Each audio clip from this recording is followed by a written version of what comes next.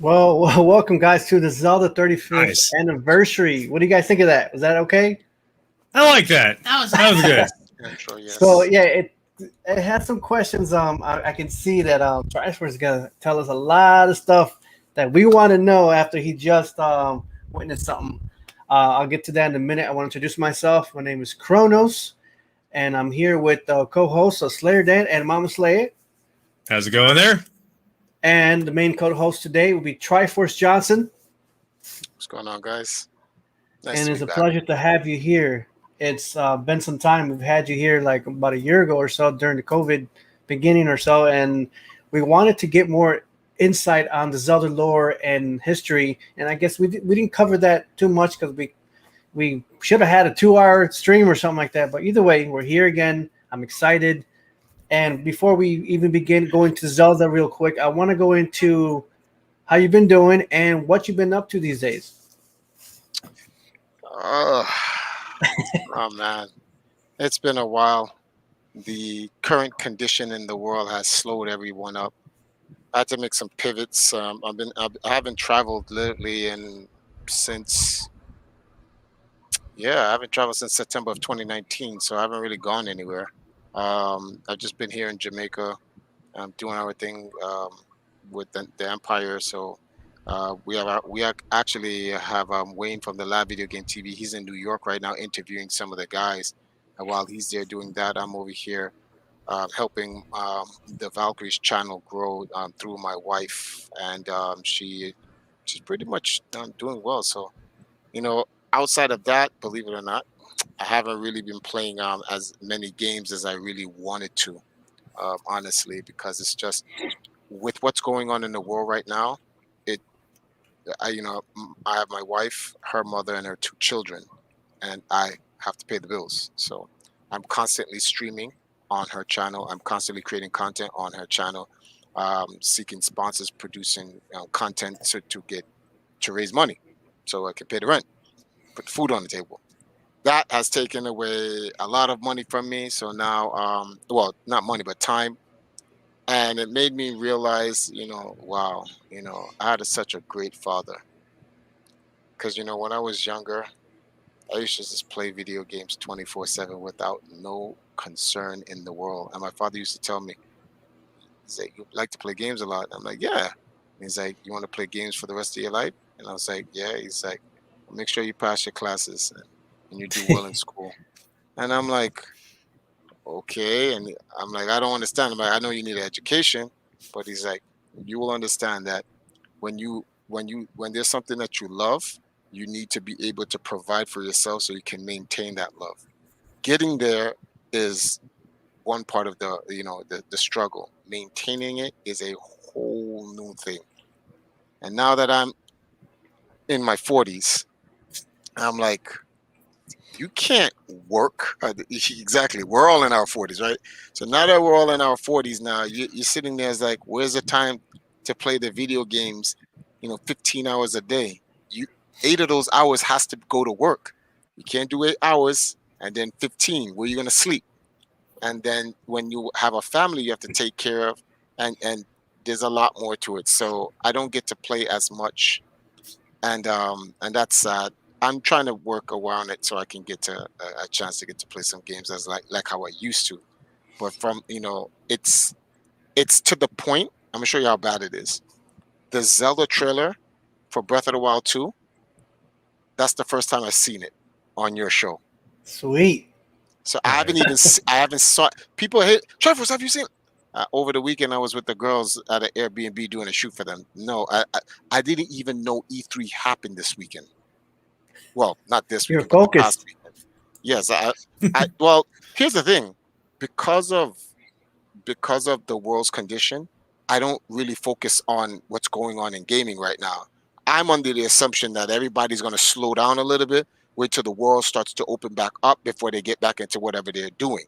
So the fact that there was an E3, I'm like, what? There is? So yeah, it's a lot. It's a lot going on, but I'll get back into the mix. But there's some things I saw in that trailer. I'm already rolling my eyes. There's so many things. We're going to get into it. We're going to get into it. No. Just letting you know, we're going to get into it. All right, it's gonna let us know more into it. So yeah, that was basically the main. Another big question was, we'll go into that in a second with the, what do you think of the trailer. We'll go more into if you need to see it again. I have it on the side with Breath of the Wild 2. Those two trailers combined together. So if we need to review that again, in the meantime, I do want to ask before we get more in depth with this, kind of I'll ask Slayer Dan and Mama Slayer their favorite Zelda games or Zelda game, if they have a top 2 or 3, and their favorite Zelda moment. We'll go through with them. Then I'll do mine real quick, and then we'll go back to Triforce. And so, Slayer Dan, if you want to go ahead and you have a favorite or main game that you played, and if you got a good memory from it. Well, I've always liked, like, when I remember when the Ocarina of Time came out. You went from, looking down onto Zelda to you are now, or onto Link, I'm sorry, but now you're behind in a third person into like totally different world. And that right there was mind blowing by itself. But that's not one of my favorites. Actually, mine's one more of the recent ones, which was Link Between Worlds. I love the mechanics they threw in that one. That one was so good. The way they made it to where you could like mirror against a wall and like go around walls and stuff, it was like that was a very good use of the technology that most people hated, which was the 3D. I loved it. I was one of the 3D junkies, just to be honest. But I just loved it. In fact, the missus got that. Her and my daughter got that for me for Christmas when it came out, and I played it straight. I think I went to bed, got up, and just beat the game. I'm just like, okay, that was a good Zelda run. It was really good. But I do have quite a few of them that I like, and I still need to play a lot of them that I haven't yet. And Link's Awakening is one I've been playing, and I need to finish it. But I do love the idea that it was not originally a Zelda game, and it was going to be something completely different. But when Miyamoto saw the whole thing, he was like, what can we pull off with this? And that was kind of cool. What's yours? Mine? Yours. The original Zelda game on Nintendo. The first one? Yeah, the gold cartridge one. Mm-hmm. I was at a slumber party and all the girls did their thing, and I'm like, I'm gonna go play Nintendo. And there it was in there. I'm like, just played it all night. And I do like Breath of the Wild because it has gorgeous graphics. I didn't get too far into it, but I want to play more of it, and I do want to now play like you were playing Link's Awakening because that looks fun. That one's really fun. That one's great. Those are my 3 favorites. Nice. Any like a big memory that you've had with Zelda? Anything that through life or just like the games? I just like the games. Mama just likes games. Mine, there's Go for it. I like the graphics. Oh, you like the graphics, yeah. Mine is the fact that everybody knows the way that Zelda's kind of gone. Like from the first one, it was the top-down view, and then they're just like, we're gonna try a side scroller out of nowhere, and they did Adventure of Link, and then they swapped over to, oh, that didn't work. Let's go back to this, and then the thing I like about Zelda that really stands out is the fact that they try. Let's hit stuff. They try to do new stuff almost every time. When the cell shading came out in Wind Waker, people were like livid that it didn't look like Majora's Mask and the other ones. But Nintendo's like, guess what? You're gonna like it. They're just like, you're gonna like it. And that I never got a chance to play that one. I wish I did. I've got all the copies. I will play it one day. But just the fact that they can change the way it looks and it's still a Zelda game and it's so drastic from all the others, that makes me like really appreciate the games. But as far as like a thing that I enjoy the most, like a memory that pops in my head, I don't really have one because there's so many that like I can quote them in my mind like, oh, that was cool. Oh, wait, that was cool. You know, like it just kind of pops in there. So I don't really have like a favorite of any sorts. I wish I did. I really wish I did. I'm the worst at like, what's your favorite color? It's like, well, I like red, but I like green, but also blue. You know, I'm the worst at that. I like a lot. Cool. I'm gonna go in real quick with mine. I played pretty much almost all the Zeldas. I think one one of my favorites for, I'll say, let's say, I don't know. I like a lot of them. I love Ocarina of Time. It's one of my favorite games of all time. But my favorite game of all time is Zelda: Link to the Past. But I've also really, really loved so much was the Twilight Princess, and I was hoping for to hear something on the direct about like, damn it, we didn't get Twilight Princess, or I'm just gonna have to go rebuy it on the Wii like that because I've been dying to play it again. But I love like the Wind Waker, and a lot of those games stand out to me, and even what was it, Game Boy. Link's Awakening on Game Boy. I like the Game Boy version better than the complete remake. I like them both, but the Game Boy one brings back memories and that nostalgia feeling. So I love a lot of some of the older classic ones. I do enjoy Breath of the Wild, but now after seeing the changes going on in Age of Calamity, I'm like I don't know if that's going to interfere with Breath of the Wild 2 or what. And in a way, I kind of don't want it to. I just wanted to just be Zelda Breath of the Wild and 2 away from the Calamity part. But we'll see. But other than that, I've always had good memories from playing as a kid and technically just being on my own, lights out. Just that's what I do now. Just lights out, playing the game with no one bothering me, not a person in the world, just enjoying the heck out of Zelda, all the way through. That's my part, but real quick, I just want to say before we go into Triforce, say what's up to.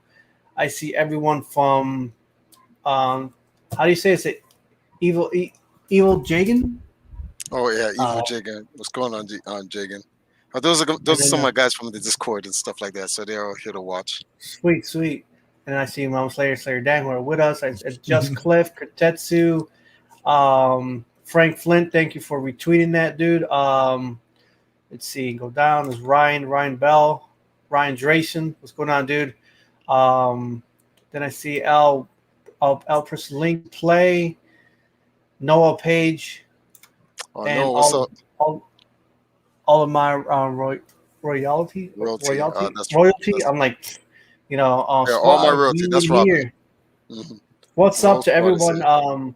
Thank you for guys, if you guys get a chance, retweet or to stream, and don't forget to subscribe to. You got all of Triforce's information is in the description. There's his Facebook, his link, his YouTube, his Twitter on there.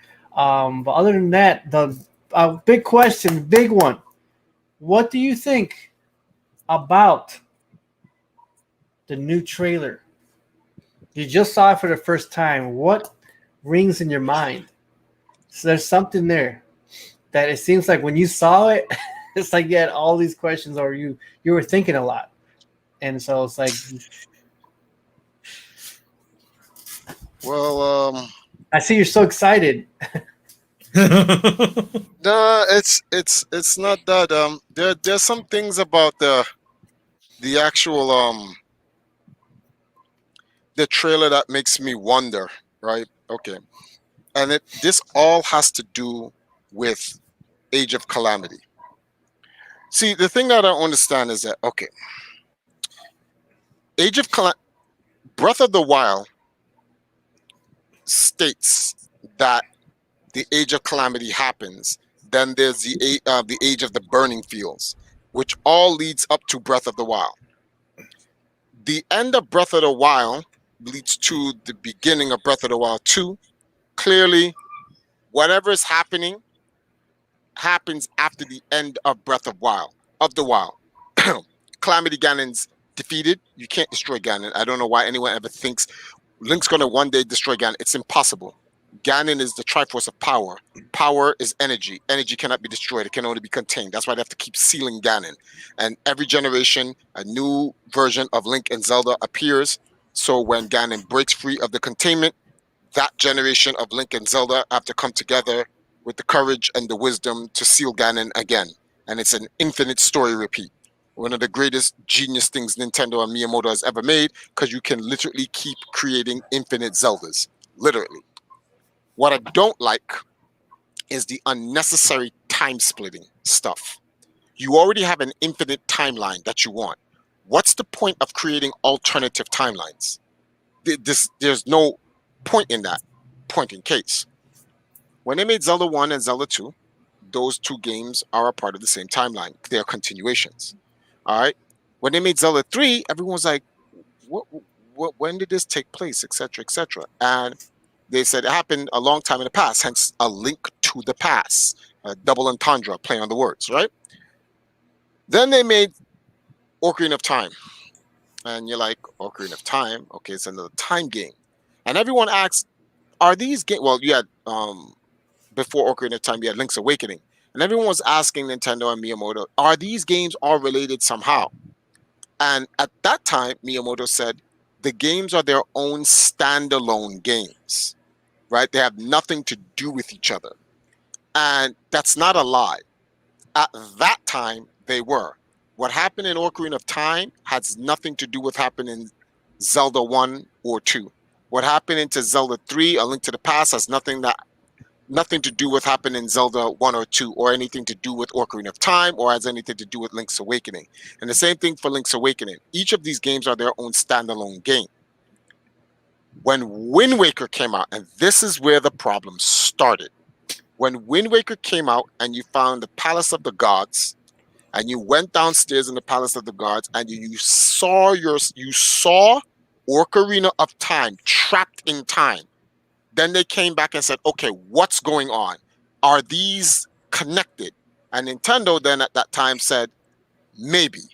They never gave into it. We're going to just leave it at a maybe. You know, we'll let you figure it out as you continue to play these Zelda games over and over and over again. And the more Zelda games that they created, Twilight Princess, then they started making the offshoot Zelda games and stuff like that, that goes all the way to Hyrule Warriors and all that other stuff. You start to notice that there's some type of connection. And then you realize that, wait a minute, there's a continuum here. That's when you find out that there's a timeline here. These things are starting to make sense. So like you fragment. Then when they made one second here. When they made, what's the name of this game? Skyward Sword. And they said, this is the beginning. We're like, why would you make a Zelda game that says this is the actual beginning of the legend, the true beginning? Well, if you create a beginning, then there's a line. Now we know, because remember, when we used to play the Zelda games, we used to play them from different parts of the timeline, but none of them was ever the beginning. We all know Skyward Sword. There's nothing before Skyward Sword. Before Skyward Sword, there wasn't even a world. So it's Skyward Sword. Well, actually, before Skyward Sword would be what Zelda explains to Link about the goddess who sent her a portion of her power through the Triforce to create the world. So in Ocarina of Time, when they explain to you the Triforce, when it says the Triforce created the land and created the magic and all that, they were explaining to you the creation of Skyward Sword's game. So before Skyward Sword, it's just the creation of the of Hyrule as a world, period. So you're like, oh, okay, cool. So we have an understanding. Then you find out after Skyward Sword is Ocarina of Time. Then you find out that what you do in Ocarina of Time creates what we call a paradox. It creates a divergence in time. That's why when you play Wind Waker, you can physically in the game, this is not a story, this is not something written down where people can argue whether it's canon or not. In Wind Waker, you can literally go to Ocarina of Time. There's a guy that actually there's a force field where you can't get past. There's a guy that glitched the game and got past the force field, and there's a world there. Nintendo drew out Ocarina of Time in Wind Waker. There's a way to get past the force field. You can glitch past it, and you can't interact with the world, but Nintendo went out of their way to actually map out Ocarina of Time. Well, a fraction of it. They didn't literally. It's not like you can go to Gerudo Valley or whatever, stuff like that. But you can get past that part of the force field, which is supposed to represent a frozen timeline of Ocarina of Time. Because when Zelda sends Link back she tells Link in Ocarina of Time, I'm going to send you back to your time. Okay, Zelda, if you're going to send me back to my time, what's going to happen to this time? That time is going to continue to go on. That's the divergence. That's when the Triforce says, okay, we have a crack in time. If we don't fix this, a paradox will form and the entire time will be wiped away. This is literally standard timeline stuff. It's no different from like anyone watch Dragon Ball Super. When you corrupt the timeline and Xeno came, Xeno was like, all right, this place is a mess. Wipe it out. Just gotta wipe it out. Because if you don't, you'll create all of these different divergence and nonsense throughout the universe. So that universe's most powerful entity just wiped out the world. So the Triforce said, okay, we're gonna seal this moment in time in the world, and this will be a separate timeline from the original. But at some point, the timeline must converge. Then you go through Phantom of the Hourglass, and then you go through Spirit Tracks, and then you go through Four Swords, Minish Cap, and then Four Swords Adventures, which then goes with the Four Swords in the main timeline, which creates a convergence. You did a whole special on my thing, Gamerz Realm, where you showed my timeline theory on how the divergence and the convergence and keeps things also the timeline is also in the description, so if you guys want to see it, you guys can click right on it. It's right there too, and you'll see how everything keeps together. So for those who's like, well, the Triforce, what theory of the timeline you're using? I'm using the time stream theory. A lot of timeline theorists out there, I'm not trying to throw any shade, I'm just going to call it what it is. You guys don't know what you're talking about. Because when people ask you what timeline theory are you using, you're using your own headcanon. You're not using there are different types of timeline. Hey, what's going on, Mason? There are different types of timeline theories. We need to know which theory are you talking about so people have a better understanding. I'm using this time stream. The time stream is like this. It's nature based. Water comes from the heavens, which is the skies. It comes down on a mountain. As it goes on the mountain, it will create many different creeks, rivers, ponds, pools, whatever. It goes down to the mountains, and it goes throughout the land, but it eventually ends up in the ocean. So the beginning of the time is the sky. Time flows through the land, but it doesn't matter which direction the water goes, the water will always converge into the ocean, in which it will evaporate back up into the sky, create humidity, is taken to another area, and downpour again. That's the time stream. There's a beginning, and it doesn't matter how many times the water breaks off into a part. It will all, no matter how much times the water diverges from the stream, it will all converge back into the stream and meet the end. That's why it's called the time stream, literally. So in Zelda, there was a divergence. The divergence happened literally in the game. You see the divergence happen because Zelda makes a mistake and send you back in time. When you get back to the main timeline, which is the main stream, Link then tells Zelda, this is what happened. She's like, oh my goodness, we have to stop Ganon. So she warns her father. So now in the main timeline, rather than letting Ganon work with the king changes the time by exiling Ganon. They never get the Ocarina because Zelda gives the Ocarina to Link rather than being kidnapped by Ganon and having to throw it to Link or throw it in the water where Link gets it, right? Link then goes back into the Lost Woods and finds himself trapped in a new realm because he goes into a whole different realm in Termia.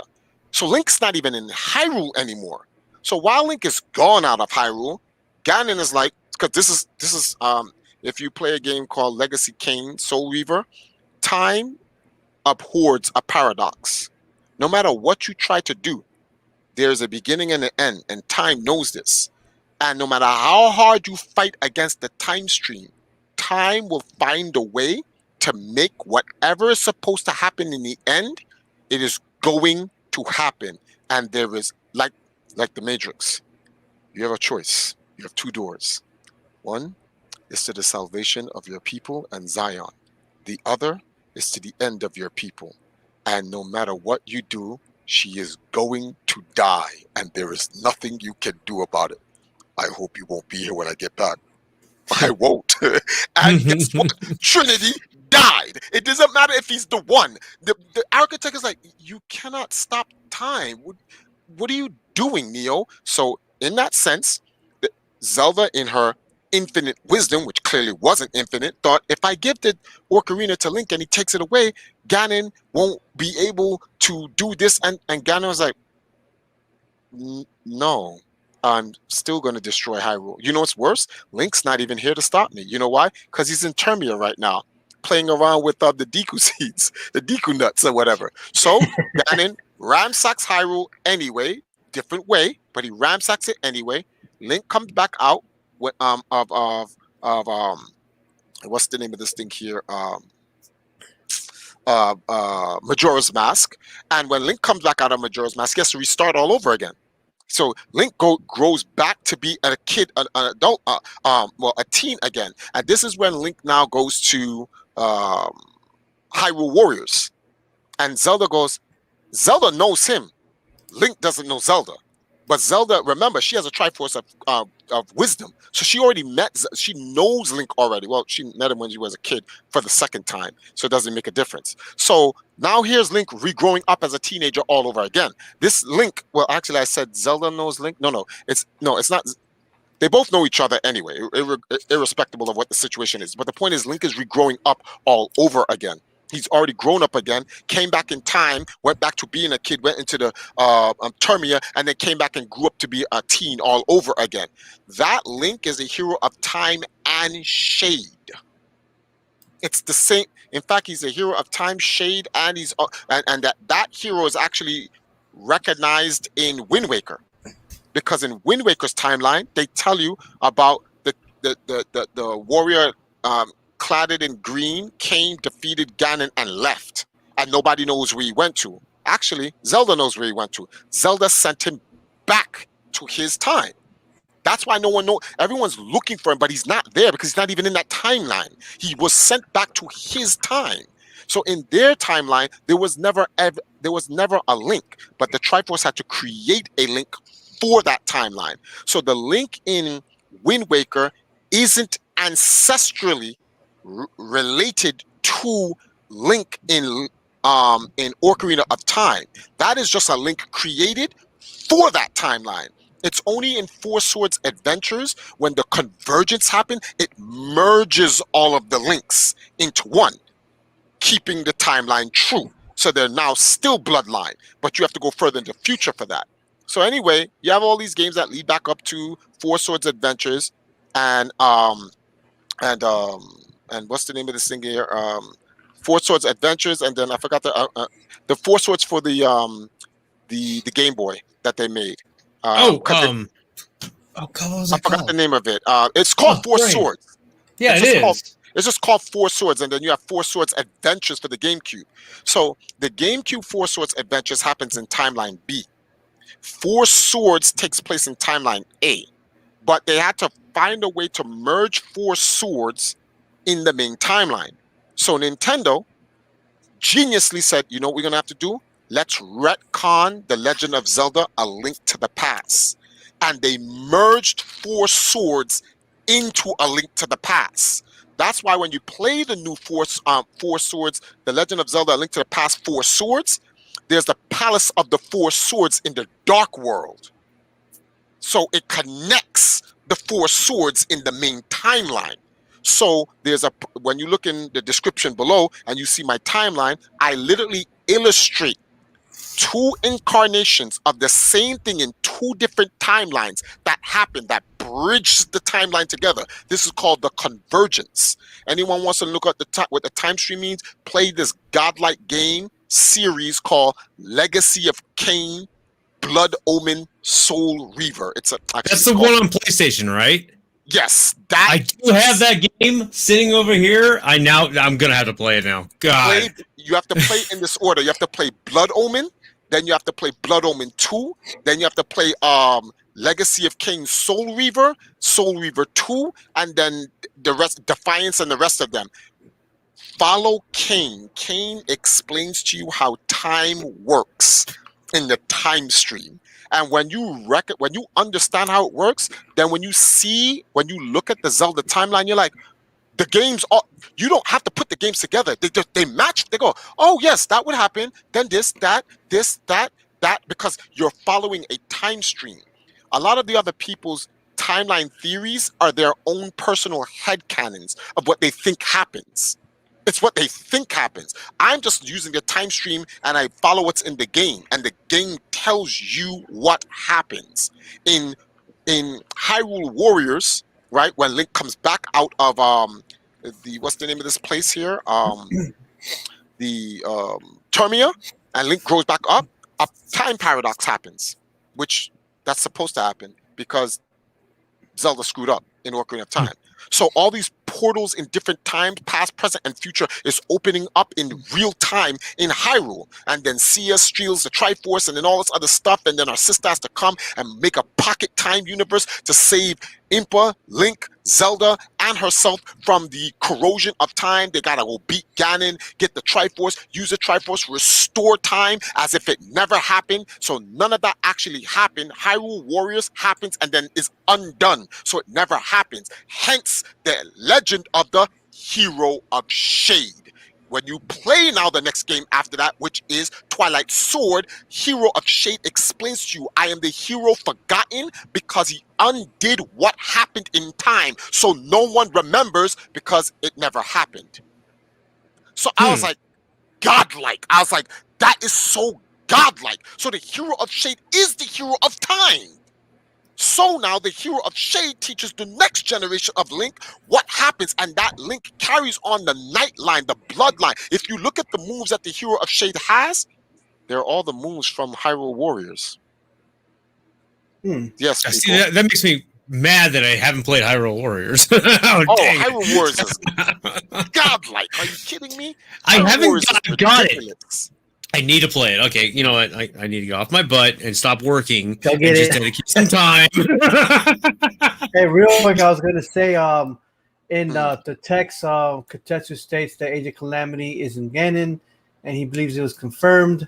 I don't know if you have anything to say towards that. Wait, Age of Calamity is in what? He said canon, but I think he meant Ganon. He's saying Age of Calamity isn't canon. So it's not part of it. What do you mean?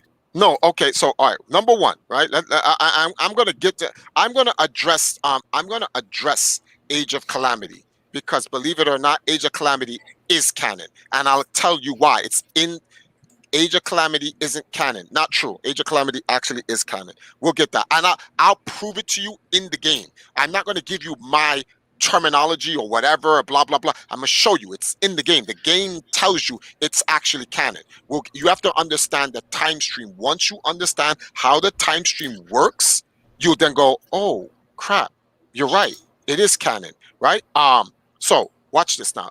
Well, in fact, let's just get to Breath of the Wild. So you have your whole timeline. Breath of the Wild is the very end of the timeline until now. Breath of the Wild 2 comes out. So we all know that we start out from Skyward Sword and we end in Breath of the Wild, right? Breath of the Wild, you see Skyward Sword, Skyloft fall down or whatever. So what makes Age of Calamity canon? Well, very simple. It references the canon timeline in the beginning of the game.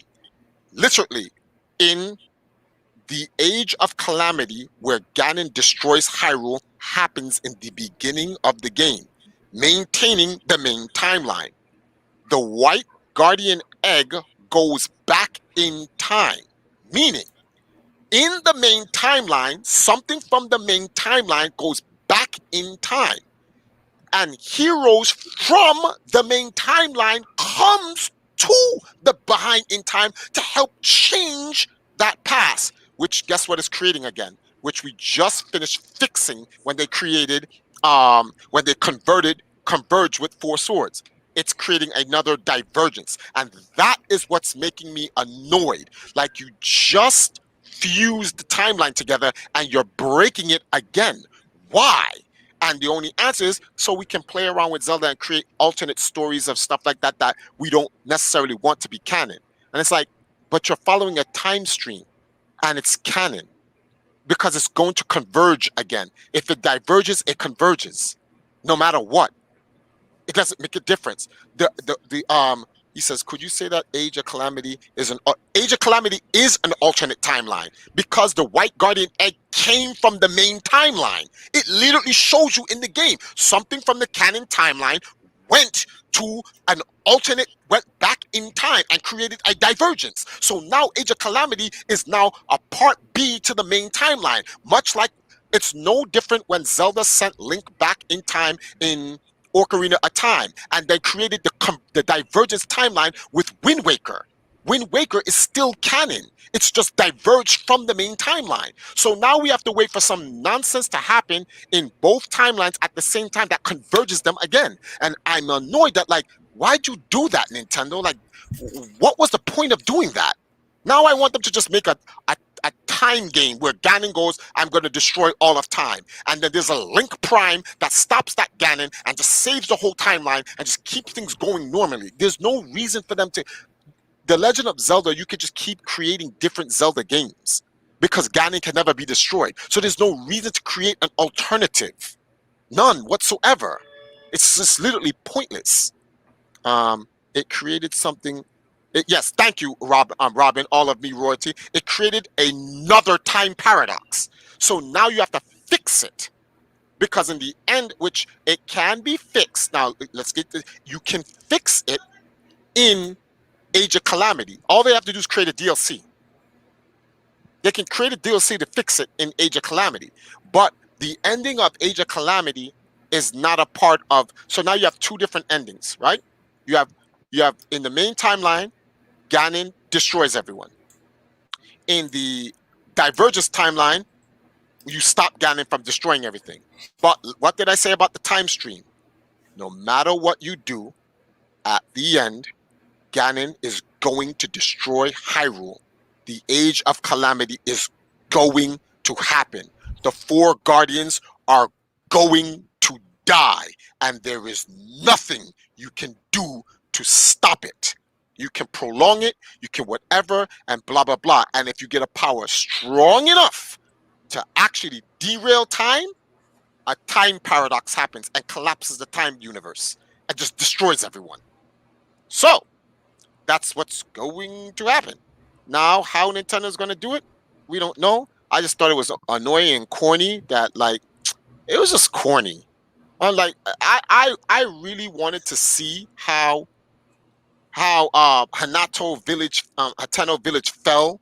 I wanted to see all of that in Age of Calamity. That was the whole point. You didn't get to experience it in Breath of the Wild, and I wanted to experience that, but I guess they was like, well, we can't sell a game with a bad ending. Yes, you could have. They could have sold a game. Great. Yeah, you could have sold a game with a bad ending. They could have this is what I said when Age of Calamity was coming out. I said, why don't you make the real hero of Age of Calamity King Rome? He could have been the true hero. He could have been the one after Link fell and Zelda stopped the Guardians from destroying Link. Then you can play as Sheikah. You play as Sheikah, who gets Link to the resurrection chamber and whatnot. And the last battle takes place on the Great Plateau. And you defeat Ganon and seal him with King Rome. And before King Rome dies, he casts a spell on himself or whatever and maintains himself as a ghost. But they seal Ganon, and there you go. The purpose of the game was to seal Ganon and let King Rome be the great King Rome. So now when you start Age of Breath of the Wild, you see why King Rome is still on the Great Plateau. That's what I thought was going to happen. But then they changed it, and it's like, oh, now you're gonna save the great. So like, it's like playing Age of Calamity was a disappointment story-wise. Gameplay-wise, it was great, but like, it made you feel like everything you went through in Breath of the Wild was pointless because you just went back in time and undid everything. So it's like, okay, so for those who are Katsu who's asking, well, it's not canon. Well, actually, it is canon, and here's why it's more so canon than everything, because Breath of the Wild 2 takes place at the end of Breath of the Wild. Ganon gets defeated. Ganon is at the bottom. It's going to happen anyway. That means even though what took place in Age of Calamity took place, Ganon is still going to be resurrection. The calamity is still going to happen. It just happens a different way, because it has to. Breath of the Wild 2 is going to happen no matter what. So what is Age of Calamity's timeline gonna, how is it gonna get to that ending? Because it has to remerge. The convergence has to happen according to the time stream theory. So that's what annoys me about it.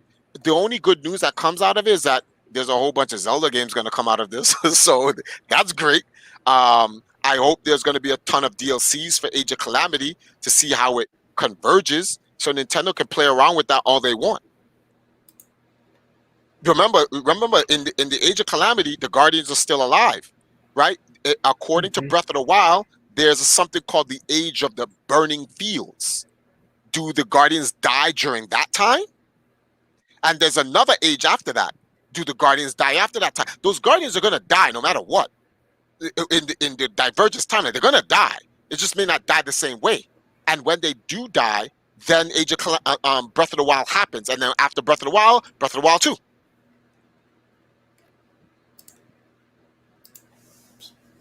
Checking out the comments. Yeah, I'm looking at the comments. So I'm looking at Kotetsu's statement. So you think the sequel of Breath of the Wild is going to continue the timeline of Age of Calamity? No, it's going to continue the timeline. It's going to continue the timeline of Breath of the Wild, but that has got nothing to do. That's got nothing to do. The way it feels. Huh? It's going to continue the timeline of either or both. It doesn't make a difference. For instance, here's an example, right? Let's go back to the old games. We know what the Divergence was. The Divergence was Ocarina of Time and Wind Waker, right? That was a Divergence. The Convergence was Zelda: A Link to the Past, Four Swords, and then Four Swords Adventures for the GameCube. That was a Convergence. But the point was, after Four Swords Adventures, what's the next game after it? And after Zelda: A Link to the Past, Four Swords, what's the next game after it? And the next game after that was The Legend of Zelda: A Link Between Worlds. Both games' next game after in the time sequence is A Link Between Worlds. It doesn't make a difference. It doesn't make a difference if you played A Link to the Past, Four Swords, or Four Swords Adventures. After both games, you get A Link Between Worlds. So after Age of Calamity, or whatever is going on in this new diverged timeline, is going to be Breath of the Wild 2. If Nintendo is following the time stream theory. If Nintendo wants to, they could just invent any time stream theory that they want to and go, no, well, we don't care about the time stream. We're going to do it this way. And if they do that, I will no longer like Zelda because the continuity is broken. Now you're just making up stuff. And like, continuity is very important. That's why Star Wars fans have an issue with Star Wars. The continuity is broken. Let's take a look at Marvel's what's the name of this thing here? Endgame and what's the word? What was the one before Endgame when Thanos snapped everyone? I forgot the name of that. Oh, I have no idea. I stopped watching Marvel a long time ago. I just stopped. I'm done with them. I've been done with them for years. Somebody help us here, Ryan. Infinity War. Thank you. Okay. Yeah. Okay. Yeah. So let me show you an example, Kotetsu, about timeline canon, right? Nothing. Doctor Strange proved it. Before Thanos snapped everyone away, Thanos didn't even get the gauntlet yet. Remember, he didn't get the gauntlet. Doctor Strange used the time gem and went to the future to see what happens in the future. And in the future, Thanos snapped away 14 million plus timelines. There was only one timeline in which it was not snapped away. I put any money to you, that timeline is the paradox, which that bald-headed woman explained to Hulk. You can't undo this. You guys think you've outsmarted Thanos. Thanos won. Infinity War, Thanos he said, my mission was done. I destroyed the gems because anyone who tries to, Thanos knew, destroy the gems because if anyone gets the gems and tries to undo what Thanos does, they're going to create a paradox. Thanos was wise enough to see it. What was already done in time is already done. You cannot do anything about it. But in their lack of wisdom and intelligence, they thought, well, we're going to just get the gems and undo. No, you didn't get the gems and undo anything. You went to a timeline and you just simply undone that timeline. That's it. The Marvel Universe now lives in a paradox. They live in a paradox. T'Challa is dead. Real life and in the movie, he's dead. Everyone who got snapped away is dead. They live in a paradox timeline, this one bubble. Remember, Doctor Strange said there's only one timeline where they don't exist like that. Y'all want to talk about not canon? That timeline they're in is not canon. Because the other 14 million plus is. So that's what's going to happen. So it's kind of funny, even with Chad Broswick being dead, the Marvel Universe has to move on without him in real life. Because from the time stream theory explained in their own time stream in the movie, T'Challa is dead. In the one timeline paradox, he's alive, but he's dead. You can't undo it. Thanos already, they're done. New Spider-Man, bringing that black kid. Because that kid, Tom Holland, whatever his name, he's dead. And like, that's just how it is. That's how it works.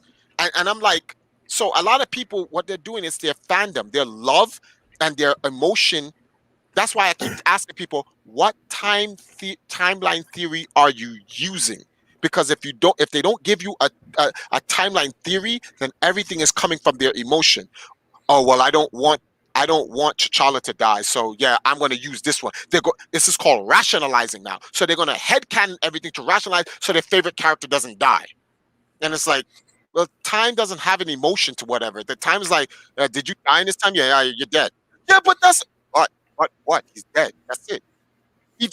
Look at Thanos in the time paradox. Thanos in the time paradox saw what Thanos in the other universes did, and he was like, I'm inevitable. Listen to what Thanos said.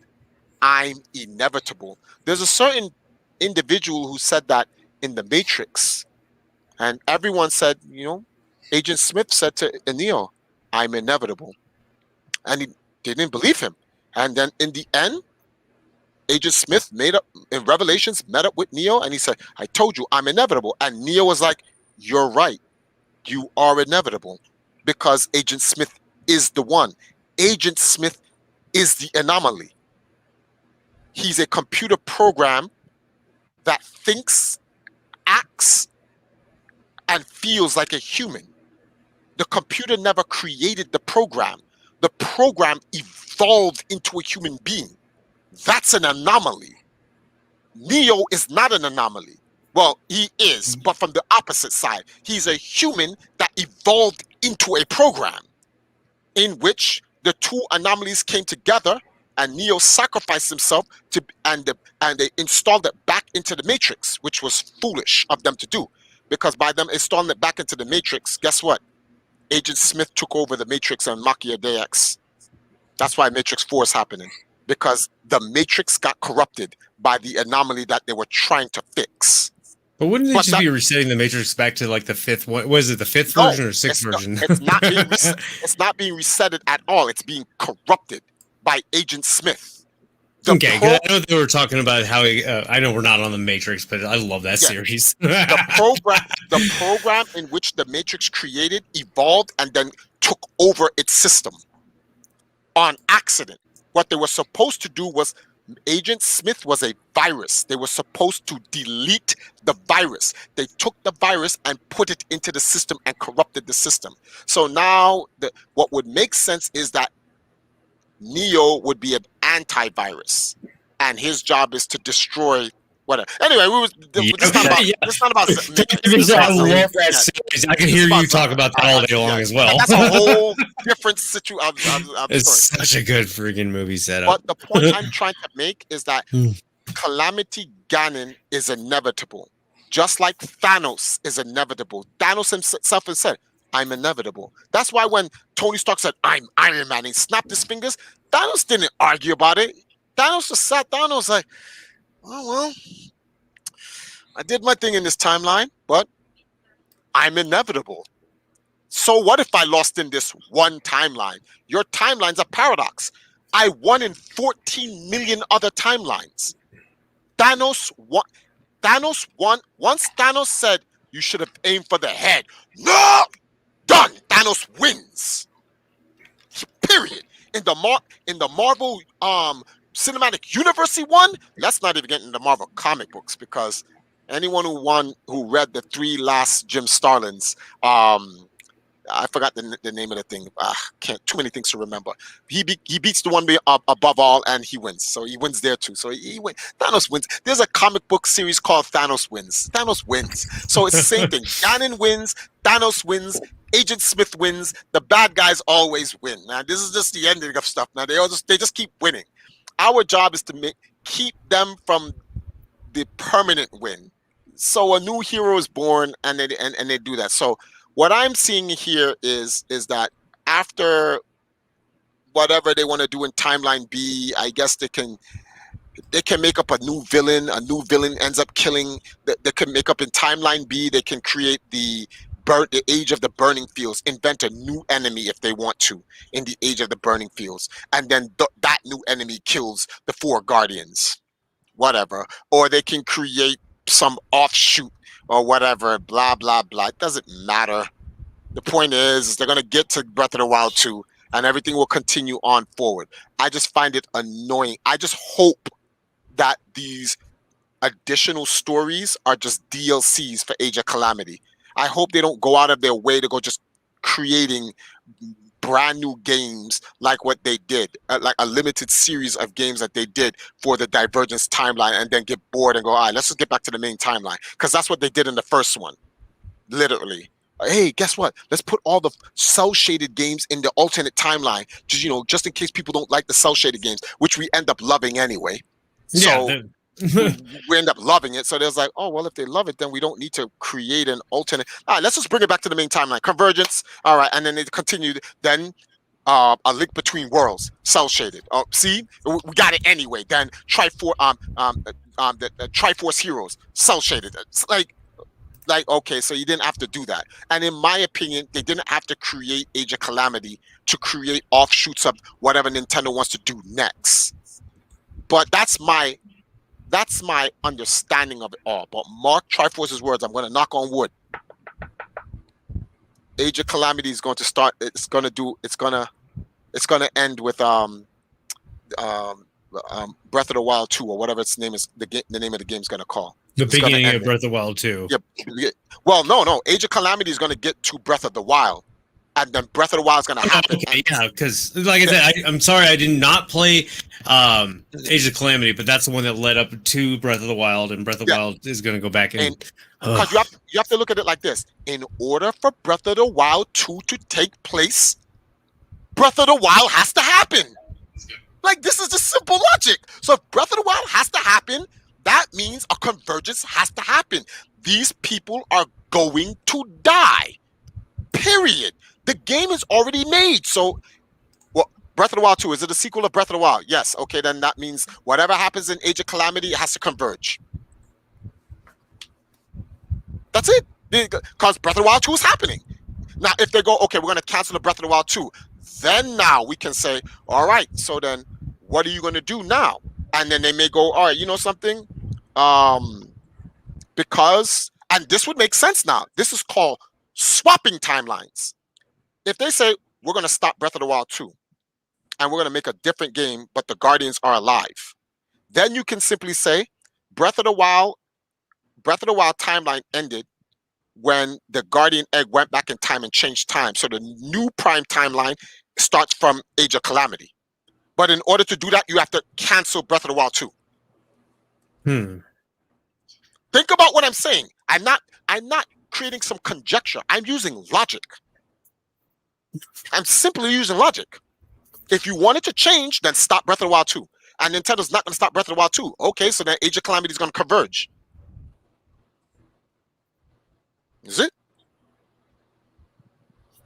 Geez. I know this is going to make a lot of timeline theorists upset, but tell me where what I'm saying is illogical. Just let me know. I used the original timeline to prove that this is exactly what's going to happen, because that's what happens in a time stream. And is this Triforce's time theory? No, it is not. It is how time lines work, based on the time stream theory. Let me make that clear. Not Triforce's time stream, the time stream theory. Do not believe me? Play Blood Omen, Legacy of Kain series. Yeah. That is one of the idols. Because people ask me, Triforce, adventure games. What are your top adventure games of all time? Number one, and I put them by series. Tied with number one, The Legend of Zelda, Legacy of Kain, Blood Omen. They're literally tied. Because if you play the Legacy of Kain, the only reason why I would put Zelda 1 over it is because Blood Omen Legacy of Kain series is over. And they were making a new one, and I saw it, and I was like, what is this? It started turning into some other stuff, and they have not followed up with it. So I will give Zelda over it because of consistency. But outside of that, like if you play the series and you get through the stories, the storytelling in the game is unmatched. It is ridiculous. In fact, if they really wanted to make a Netflix, you see how you did Castlevania? Do Blood Omen Legacy of Kain. I would watch that whole thing through Netflix. I would watch. I'd be like, oh no, they're gonna reanimate this. Oh, we're watching this. We're watching this. Now, Yeah, remember when it comes out. Remember, Gamerz Realm. This episode. What episode is this? What episode is this? 70. Remember episode 70. Remember Gamerz Realm episode 70. You see Blood Omen Legacy of Kain Soul Reaver on Netflix. Like, yo, that came from Gamerz Realm episode 70. Bet it. Before we go any further, I wanted to ask you a question, and maybe to kind of give your thoughts on the new trailer. And it looks to me that hold on, let me go to it. Looks to me that Link, his arm has got some type of I don't know what it is. It's not a suited thing. It's some type of something to do with the first trailer when he's grabbing something, and it's like his arm is infected with something in the second trailer. So if you watch real quick, I got them both back to back, and maybe you could answer that maybe what it is when you look at it real quick.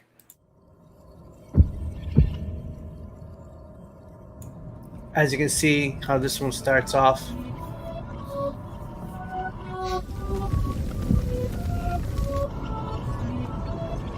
Trying to find moments in this part later on where it looks like Link's reaching out in a moment.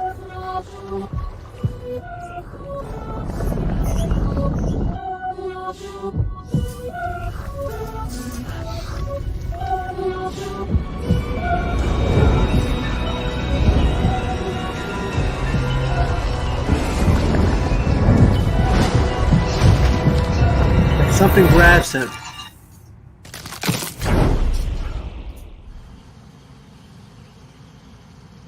And coming up in the next, right after this is the next trailer, and then you see like his arm is infected with something.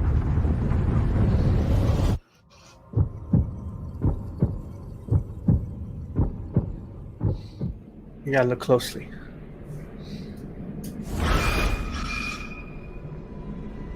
Right there at that moment.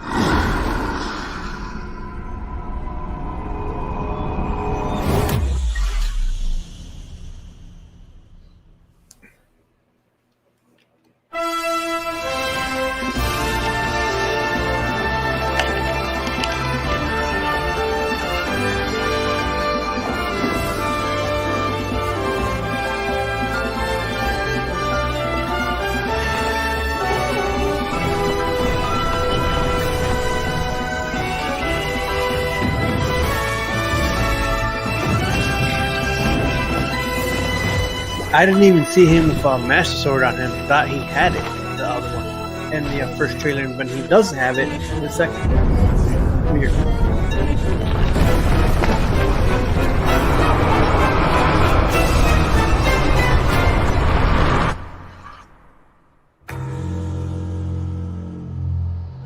thing I want to add to this.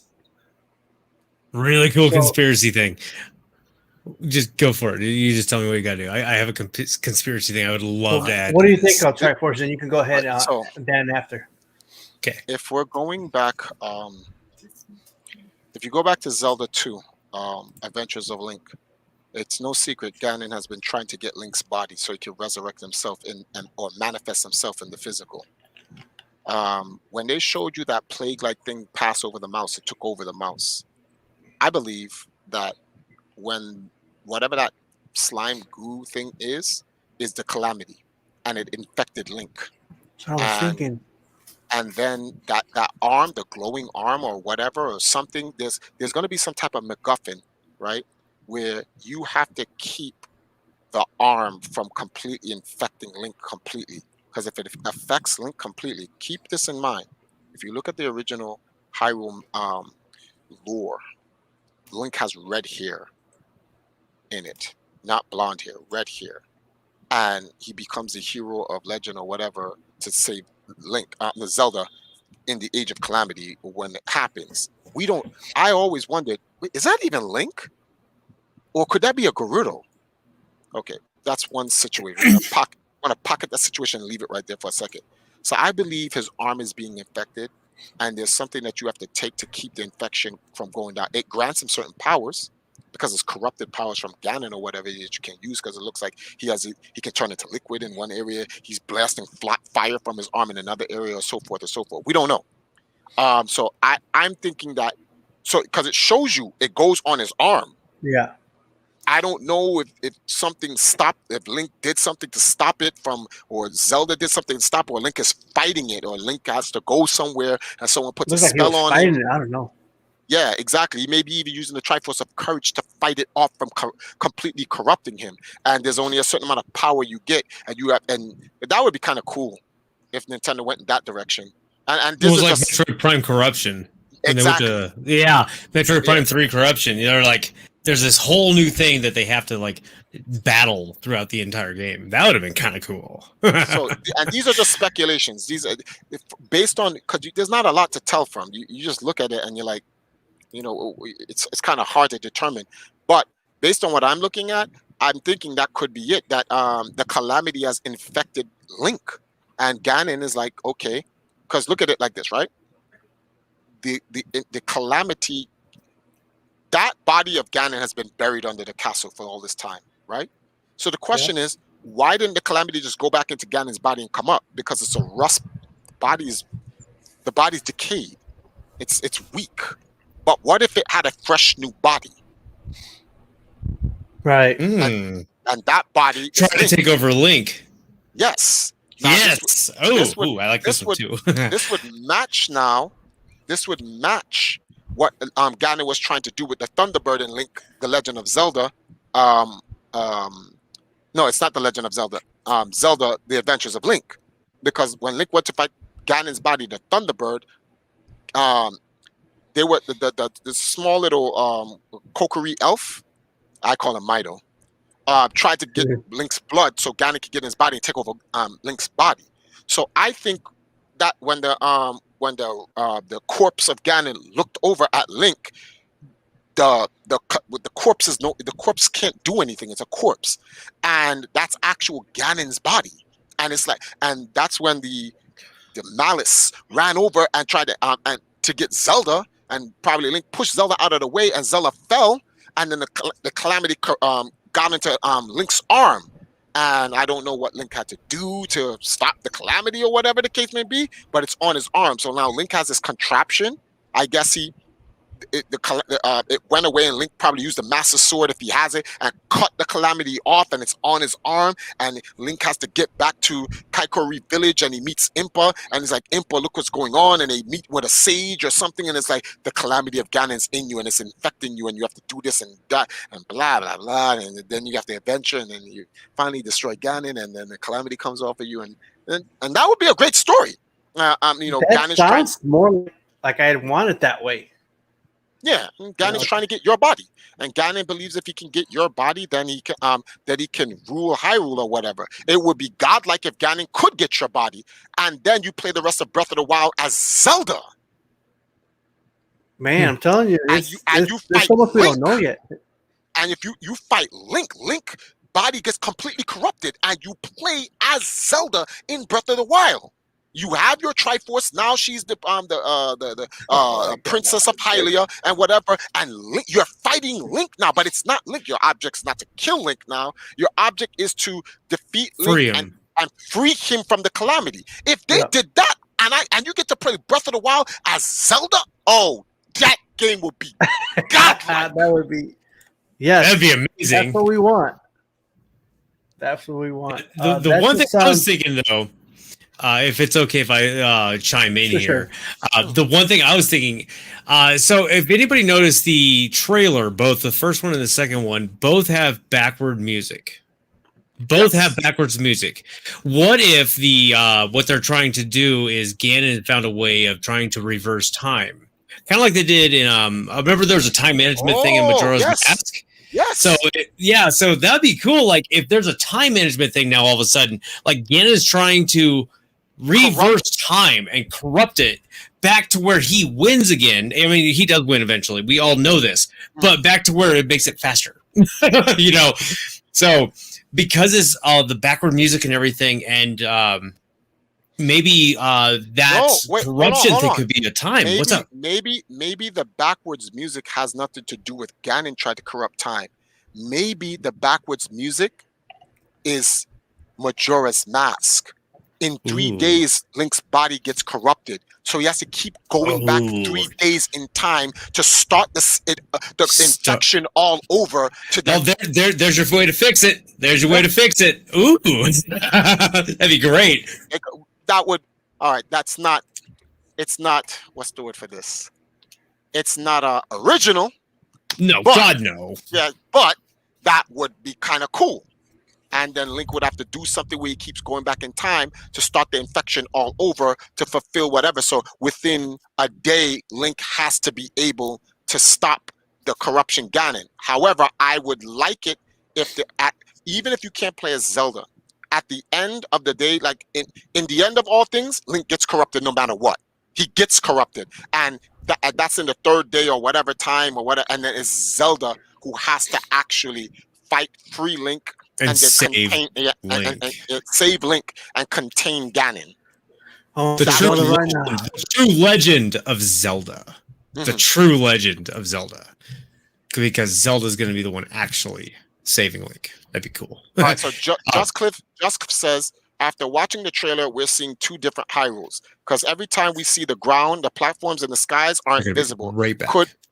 Could be rendered distance though. So yeah, let's keep this. Let's not jump too far ahead. First of all, we don't know how much of Hyrule is going to be upheavaled into the air, and it could be many different parts of Hyrule upheavaled in the air. Number two, the Hyrule map in Breath of the Wild shows you draw distance of different aspects of Hyrule as a whole. The places that you see in the sky could be different areas that you cannot get to in Breath of the Wild. Like what's over the mountain west of the Gerudo Valley? You don't know. What's past the Gerudo Valley? That invisible wall that blocks you off because of the sandstorm. You don't know. So there's the stuff that's in the air doesn't mean anything. That could be just new areas of the map of Hyrule expanded. And he says, I would love if the world and the NPCs had more of a schedule it followed like Majora's. Yeah. So many things, but that's what I really wanted to like get that off of my chest, Andres. Man, that's been bothering me a couple of days because people have been hitting me up and talking to me, and there's like, Triforce, you should do a video talking about it, and I was like, man, I really don't. So you know what I'm going to do, right? I'm going to use your video. Anyone asks Triforce, what's your thoughts about the whole Zelda thing? I'm like, here, go to Gamerz Realm. Watch it. I already talked about this. He did it. This is the perfect reason why I wanted you to have you here for this Zelda 35th anniversary to get more insight on the past to now and what we just seen, and it helps us and it makes us wonder. And it's also very exciting to not like. I was also mentioned into this that Frank Flint sent me a photo I can't seem to pop it up, but it says something. Death Mountain is no longer leaking lava. This means it could be accessible. It was the main dungeon in the original Zelda. Trying to, it's like, can I do that? I'm trying to go in there right now. It's like, going into the game. That's just what I wish I can pop the picture, but that's what it said. Death Mountain is no longer leaking lava in Breath of the Wild, the first one. This means it can be accessible. So that I'm gonna go look. Why? Why is it not? Because it was leaking lava, but I'm gonna see if it's true. I'm gonna, late in the afterwards and check it out. Well, we don't know. See, the thing. This is the one thing I don't like about Death Mountain was active due to the divine beast point. Okay. Well, here's the thing though. It's also, we have to also take into consideration that you don't know if Death Mountain is active in the beginning of the game, and something in the game stops Death Mountain from being active. I think this is how people get confused to things, because they're trying to make headcanon on they're trying to solve a mystery based on small pieces of things that creates a conjecture. They don't have enough evidence to say, okay, this is what's going to happen. It's making it up. And that's why when people talk to me and go, Triforce, what do you think about it? Notice what I said when you say, what do you think about the hand thing? And I just gave you my speculation. I don't know. Everything I said could be wrong. I'm I'm prognosticating based on what I'm seeing, but people making comments like, oh, this is definitely different because based on this picture I seen. Okay, that's not true, because in what time did it happen? People love to remove time from things there's a time factor here. You can't judge something just based on what you see. Time. It could have happened before, now, or after. And in any of them, it changes the context of why. So we don't know. The picture of Death Mountain that has no more lava and blah, blah, you don't know if that happens in the beginning of Breath of the Wild, in the middle of Breath of the Wild, at the end of the Breath of the Wild. You don't know when. So that doesn't mean anything. It just means that there's no lava in Death Mountain. I guess we'll find out when we play the game. That's it. So Zuru says, because Death Mountain was active due to the divine beast going rampant. Just like Ocarina of Time, Death Mountain during Child Timeline was mildly active, but during Ganondorf took control, it became very active. See? Could you also say that the Legend of Zelda is just one legend being told different ways by different people? No, the Legend of Zelda is literally what it is. The Legend of Zelda. Zelda is the Hylanian goddess manifested. That's all it is. It's the Hylanian goddess, the goddess manifested into the Triforce of Courage. Link is the manifestation of the Triforce of Courage. Ganon is the manifestation of the Triforce of Power.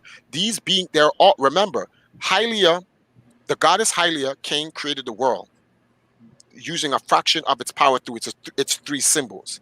The three symbols are all their own sentient beings. The first symbol, the Triforce of Power, decided to say, I'm going to incarnate myself. And that and it incarnated itself as divine malice and corruption, which we all know as what's this guy's name again? Oh my goodness, I just said his name. It's in Skyward Sword. What's the guy that you fight at the end? In Skyward Sword? In Skyward Sword. How can I forget his name? The guy before Ganon. Oh, Demise? Demise, thank you. That was Ryan. Ryan had that answer. Thank you, Ryan. So Ryan's on top of it for us. Yeah. Thank you, Ryan. The Triforce of Power incarnated itself into Demise. However, the problem here is that incarnating yourself into an astral form is not as strong as a physical form. So the Triforce is like, a power is like, okay, I got it. I know what I'm going to do. I need to find me a host. And it found the host. The Triforce of Courage and Wisdom found their hosts. Link and Zelda and Ganon. The only difference here is, so everyone goes, well, how come Ganon lives and Link and Zelda dies? See, everyone keeps thinking these are different Ganons. They are not. It is the same Ganon. Ganon is the physical manifestation of power. Power cannot be destroyed, only contained. So over time, the Triforce of Power is the reason why Ganon's body can continue to exist. When you see Ganon's body in the coffin or whatever, you see how his body's, that's been Ganon's body for 10,000 something years. The original body of Link and Zelda are gone. They're dust. But the Triforce of Power maintains Ganon's physical body. It needs to, so it can continue its corruption of malice and destruction or whatever. Ganon is demise. That's all it is. Demise fused with Ganon Dragmire creates Ganon. Let me repeat this again. Demise fused with Ganon Dragmire creates Ganon. That's why when you fight Ganon Dragmire is the one you fight when you're playing Smash Brothers. That version of him, the guy with the sword and whatever, or in Twilight Princess, that's Ganon Dragmire. When he turns into the beast, that's demise. When he transforms, it's demise corruption corrupting Ganon Dragmire's body, and he becomes Ganon. That's what it is. So that's why the body will always remain. Every Link, every Zelda you see is a bloodline. It is never the original Link. The original Link, Skyward Sword's Link, I believe Skyward Sword's Link still exists. I think that's Link Prime. So I told Enuma at E3, I don't even remember what it. I actually have an interview of it where I said you should make a Zelda game where there's Link Prime, where all of the timelines of Link's souls fuse into one Link, and he becomes Super Saiyajin God Link. I'm just playing around, but you get the point of what I'm trying to say. So it's the powers of all the Links combined, right? And it's something more powerful than the Majora's Mask Link, and then Fee, the Master Sword, is like, since you are the true master, I recognize you as the original master. She can go back into a corporeal spiritual form and fuse with Link, and then now Link is this omnipresent demigod with power. There's no Master Sword now. It's just powers, and then he's fighting against Ganon, and then we can get like a Beerus versus Goku, whatever. But now I'm getting out of hand. I saw you know what? He was shooting some kind of fire out of his arm. Was it his arm, or did he have a device or something? He was like tossing some fire out or something. Maybe a fire rod? No, it was something more than that. It was like really, it was strange in the second trailer. So yeah, but I think that contraption is probably something that he put on Link's hand to contain the infection. That's just me. It could be, maybe. They go to Impa, and Impa goes, well, we have something. Or no, it wouldn't be Impa. It would be, what's that scientist name? The one that lives up at Akala? Robbie. Yeah. Okay. The one that's made after Robin Williams. Yes. Maybe Robbie would say, when they took Fort so many names, so many games, so many series. I can't remember everything. Fort Atala, Kala, whatever the name it is. You know how you see all of the corrosion and stuff like that? Maybe Robbie was working on some type of device that could maintain and like recycle it or get rid of the ooze and all of that other stuff and whatnot. And he goes, okay, Link, wear this, and this will be able to use the whatever corruption on you. It slows it down or something like that. Or turns it into those powers. Yeah, no, but look, but watch this. This will be a godlike mechanic in the game. The corruption has powers in it. Triforce of Power. Remember, it comes from Ganon, so it's part of the Triforce of Power.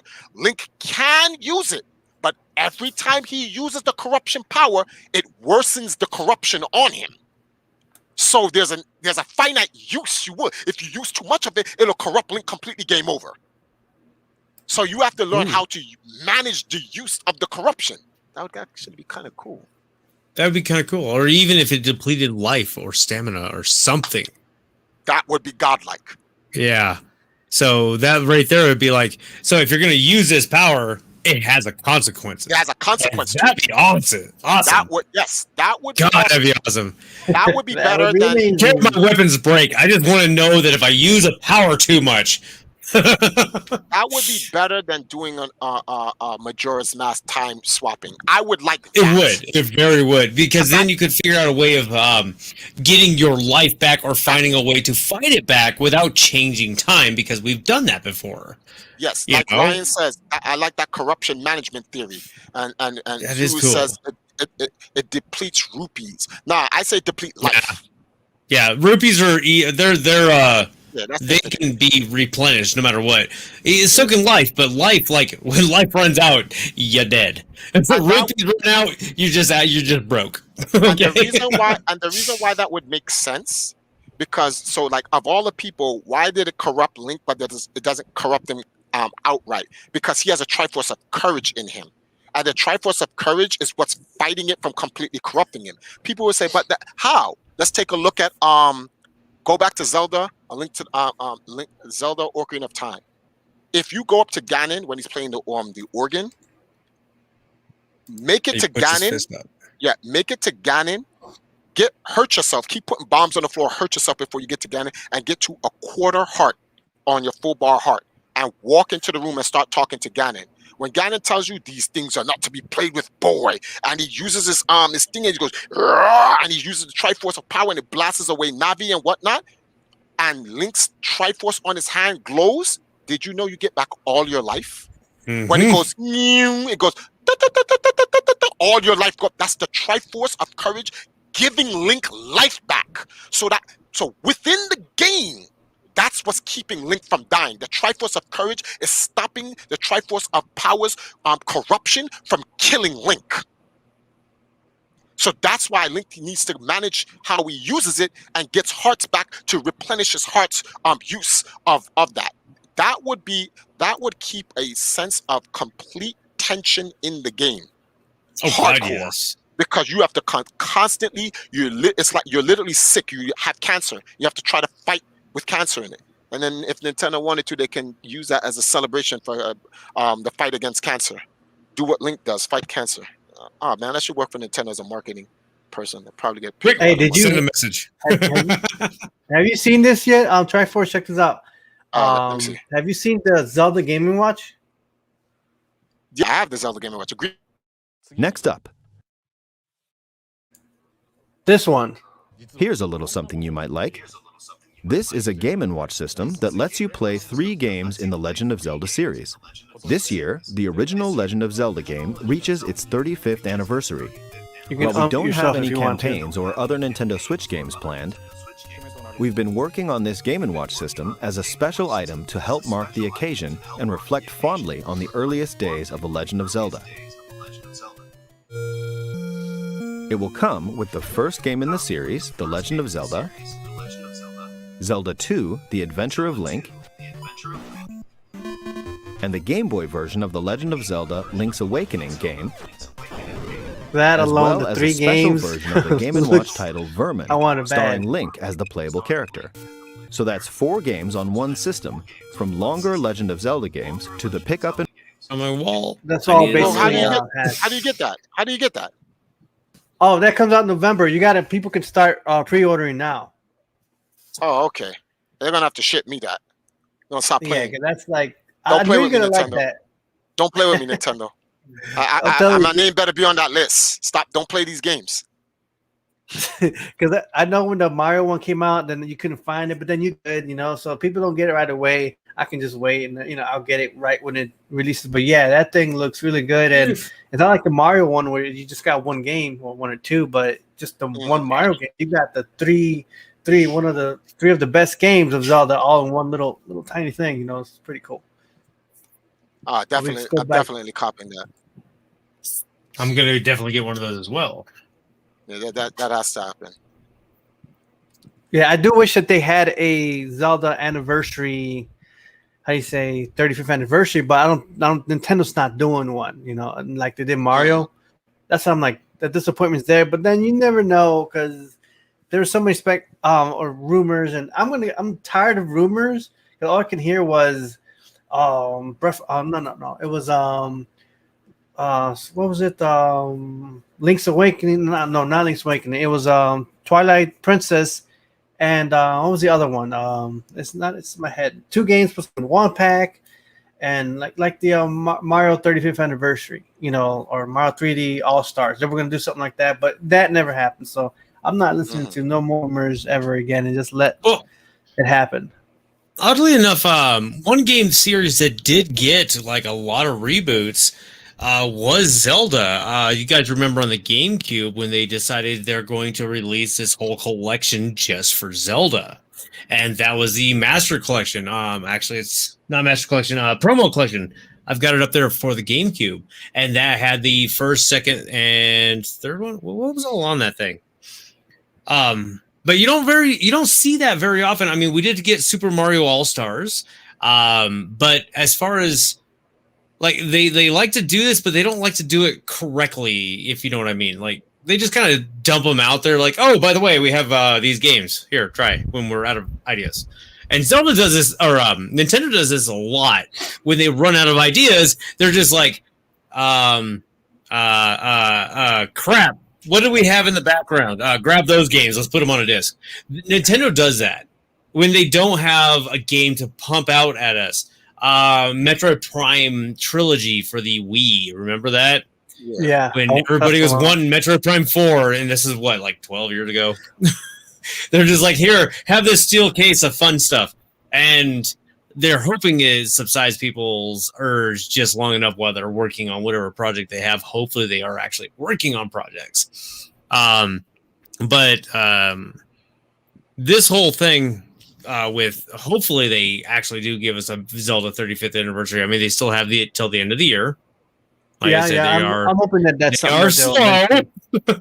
It does happen that they're slow.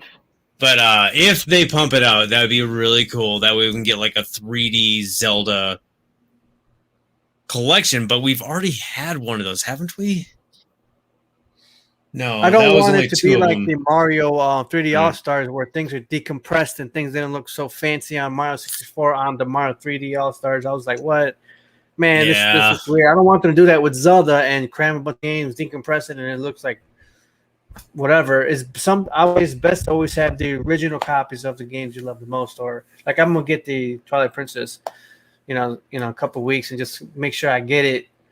Well, I gotta get that just for the wall, because the wall does have every single game up there, except for one Oracle. If you're not playing Twilight Princess, you better send that over. I'm not playing.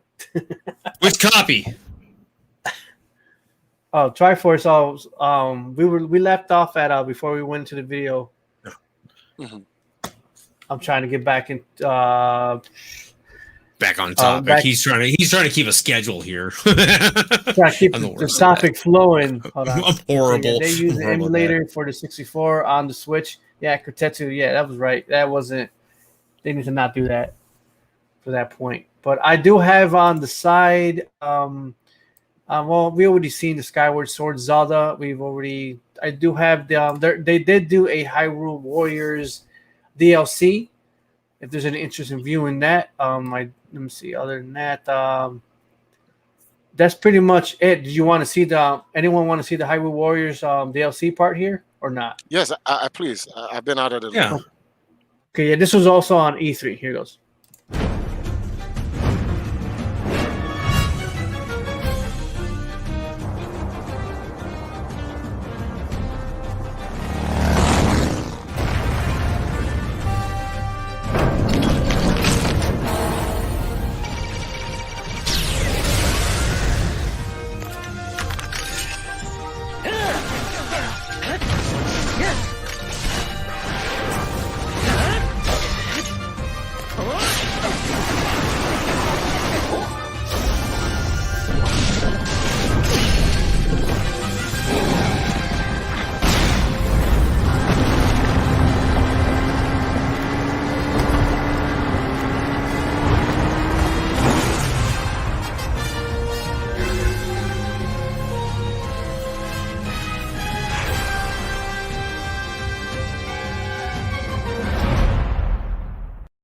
of remembrance. All right. So they that looks cool. Yeah, they I dropped still, some new I stuff. still haven't played the original, but I would love that. Got to, I- you got to. Oh my god. I gotta go get it. Okay, new thing. Note to self: go to Walmart, buy game. Yes. What do you think of it, Triforce? No, I have to get that. Well, I have to get all the I have to get all the DLCs because I have to play everything, and because usually when they put DLCs, there's always Easter eggs in all of the DLCs, and I like to make sure I know all the Easter eggs. And before the new Zelda game comes out, I want to have a full comprehensive run through of Age of Calamity. So Yeah, I should because probably do the people will same. say, "Oh, the DLCs doesn't really mean nothing." No, Nintendo doesn't make lazy games like that. When they make a game, although like, well, it doesn't mean anything. No, it does. It always does. Hold on, So, Yoshi's trying talking to to me. figure Be right back. But yeah, I think I did like the what was it? He had like those guardian arms or something like that, and that Link had. But some of these things to come out on June 18th, and then the rest come out I think in November. So it gives us time to get our feet wet and until Zelda Breath of the Wild 2. The release did say 2022. So that's next year. So I thought it was gonna be holiday or something like that, and everyone was all tripping. Oh, holiday is gonna happen. The Nintendo Switch Pro holiday, and that nothing that was announced with the system. It was just on software, but yeah, just keeping us busy with some Zelda and Age of Calamity. But now it's just like it's been maybe half a year or something like that, and I'm going back into Zelda Breath of the Wild. I'm just gonna conquer the crap out of it and just go back into it's just so beautiful. I mean, it's not like high tech and it's not your PS5, but it looks as gorgeous as anything I've seen. I just love Zelda Breath of the Wild.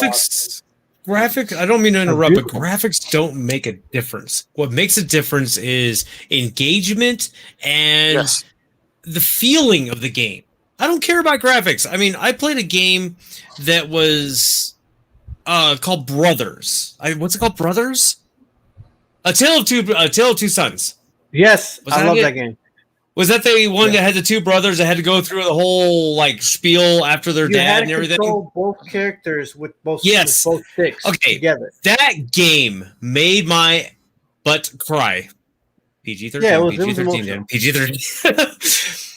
And the graphics were normal. They're very normal graphics, but graphics don't matter. Storytelling and the ability to make a person playing the game feel for the character and get involved. That is what makes a game to me. That's what Zelda brings out. Yeah, and like Triforce was saying though, is if all of a sudden they decide to go off on a tangent and no longer stick with everything, you're gonna get lost. You're not gonna be involved in the characters anymore. You're gonna just be like, oh, I'm another Link. I'm saving the world. I don't know why, but I have to. No, you want to be able to follow, and there's a reason for it. Now, Breath of the Wild does have its moments, and it's like great as far as like some of the storytelling that they threw in there. I thought that was kind of cool, and you kind of feel for what the emotional connection was, as long as you like actually get involved into the game. But if they just change it up and like, oh, everything he did doesn't matter. Hi, here's a new thing. That's a slap in the face to players. That really is. And that's one of those things. It's like you got to be able to stick with the character and be wanting to be involved with the character. That's the biggest thing about games. It's like I don't want to just be playing a game because I'm Mr. Stickman and I get to save the world. No, I want to be Mr. Stickman and I'm saving the world for this reason and get involved in it. I like story driven games. I'm not one of those kind that just like to go out there and play a game. I want a story. I want to feel in a game. And Zelda games have always done that. Like even if it's just the original and stuff like that, you still get to feel I accomplished something. I found something cool. Oh my god, I burned a bush. I found a set of stairs. Even that in the very first one, when you first found that without a Nintendo Power. And everybody knows that has played that game without a Nintendo Power and found that first bush that they burned, and it was a staircase that led down. You felt accomplished. That's the kind of stuff I think is so awesome. Yeah. You were saying that first? Yes, and that's why I said I hope they didn't just. My major thing is I just hope like creating another timeline, just creating confusion. Mhm. That's my thing, and it's like I just hope they don't just do this just for the sake of just doing this. Like, and I don't think the game has anything to do with Age of Calamity. To be very honest with you, I don't. I think it's just this is what's going to happen after Breath of the Wild 2. This is what happens. It has nothing to do with Age of Calamity. Age of Calamity will eventually get into a convergence where it gets back to the timeline, and that'll just be the end of that. That's my honest opinion. I hope you're wrong. I really hope you're wrong. Why you're would probably right because you know this. You know the way it is, but man, I really hope that I want to. Yeah, I they do want get something. I want it to be just on based on Breath of the Wild 1 and going into 2 right away. I don't want it to deal with Calamity. I don't know. I'm feeling that for myself. It makes you feel like everything you did in Breath of the Wild was for nothing. That's why I hope it just continues from Breath of the Wild. Like everybody died who died. You stopped Ganon. Zelda saved up, helped you, whatever. You freed Zelda, blah blah blah. Now you're into something new. That's the only thing that would make sense for me anyway. I'm like, so Ganon came back and infected you somehow, and now it's a new way to try to save the land of Hyrule. Yes, I don't want it to be where the 4 guardians are still alive. Like that's great and all. Maybe, like I said, maybe. But they should be. They're gone. I mean, they are gone. Yes, and the thing here is, it's like in Age of Calamity. Age of Calamity is just a game that's given to you, so you get an opportunity to play as those characters, so that you can experience what it was like to be those characters. And in their timeline, they eventually die or whatever the case may be. Sorry, guys, for a second. Get it. So Age of Calamity is 100 years before Breath of the Wild, right? Yes. Correct. Okay, that's what I was trying to figure out. And when you play Breath of the Wild, you find out that there's an age called the Age of the Burning Fields. Mm-hmm. This is when after everyone is dead, you have already stopped Ganon already, whatever. The the Calamity is done. The what's the name of these things? The Guardians, they go around, they ransack Hyrule. Yeah. You know what I want in Zelda Breath of the Wild 2 different from 1 is that when I see a lot of it's going to take place in the higher islands, that are floating in the sky, there's going to be a lot going on up there. But then you're going to also be retreating back to Hyrule and the mainlands.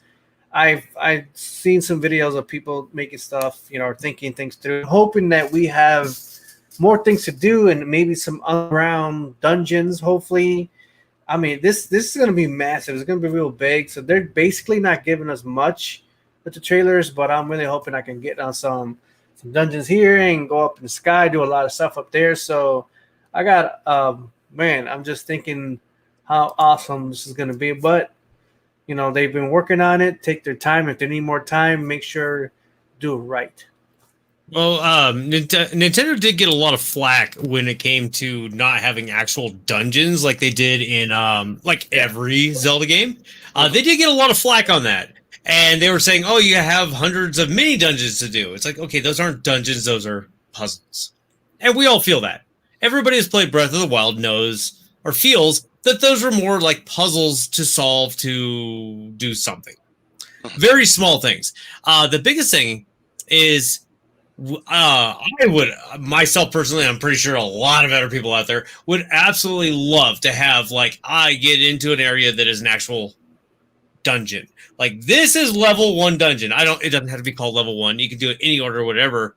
Just like all the other Zeldas where, the first one, you could do any order, but you wouldn't get very far without certain items.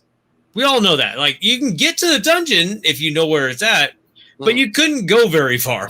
In the dungeon, exactly, without those items. Yeah, you're just wall, and that's about it. But the dungeons would be that was one thing that kind of made me sour on Breath of the Wild was I miss dungeons. I want to go into a dungeon. I want to conquer this dungeon, even though it's cliche with a game, but I'm playing Zelda. I want to conquer 8 dungeons and go and have fun. That's me though.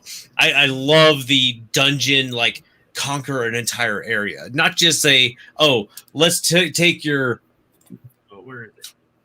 Let's just take your Switch and start moving it around and put the ball on the back and cheat. we all know what dungeon that was, or in Breath of the Wild, which one of the shrines that was, where you just flip the whole thing over and you just go like this, and it would just pop into the ball would pop over. But anyway, I want something more than that, I want my mind to be like challenged. I think Ocarina of Time. I think that did very well with the dungeons. Majora's Mask made it tense. Like, I just sent the link. You had so little time, and by the time you got to the end of the dungeon, you're already on day 2.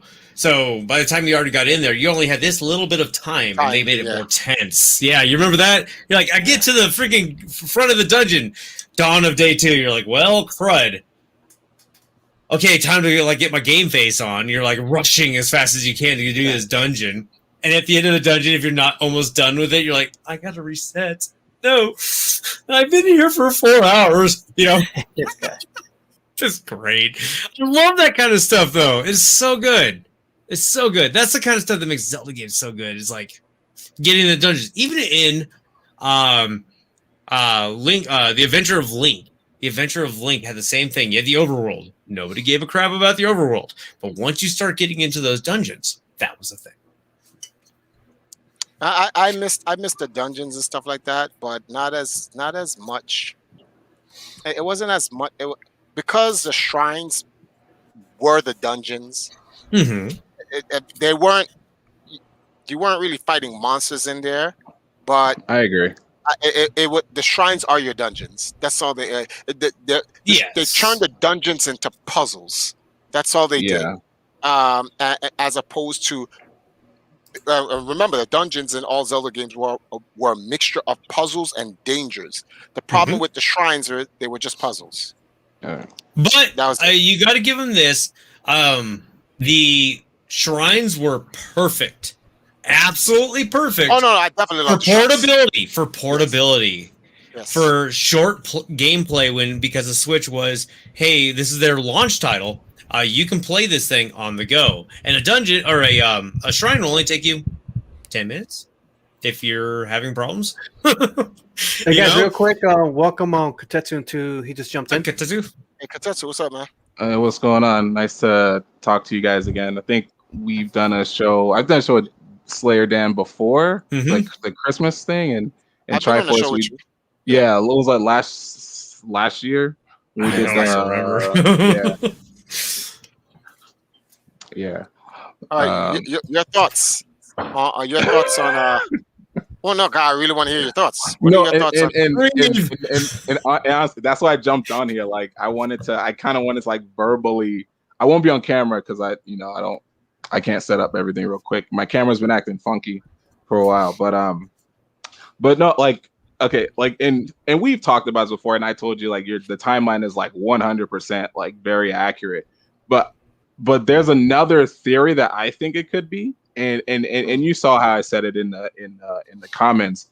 I said what if this could be just what if the Legend of Zelda are just different stories told by different people, and the reason I say that, the reason I bring that up is like when I was listening to, I was like when you were explaining it again, I was kind of just going into something else. I was like, okay,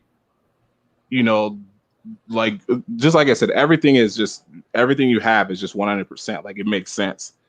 But on the flip side, you can say, but couldn't there just be someone telling a story about a younger version of Link, or could there someone be telling a story a younger or a more older, matured version of Link?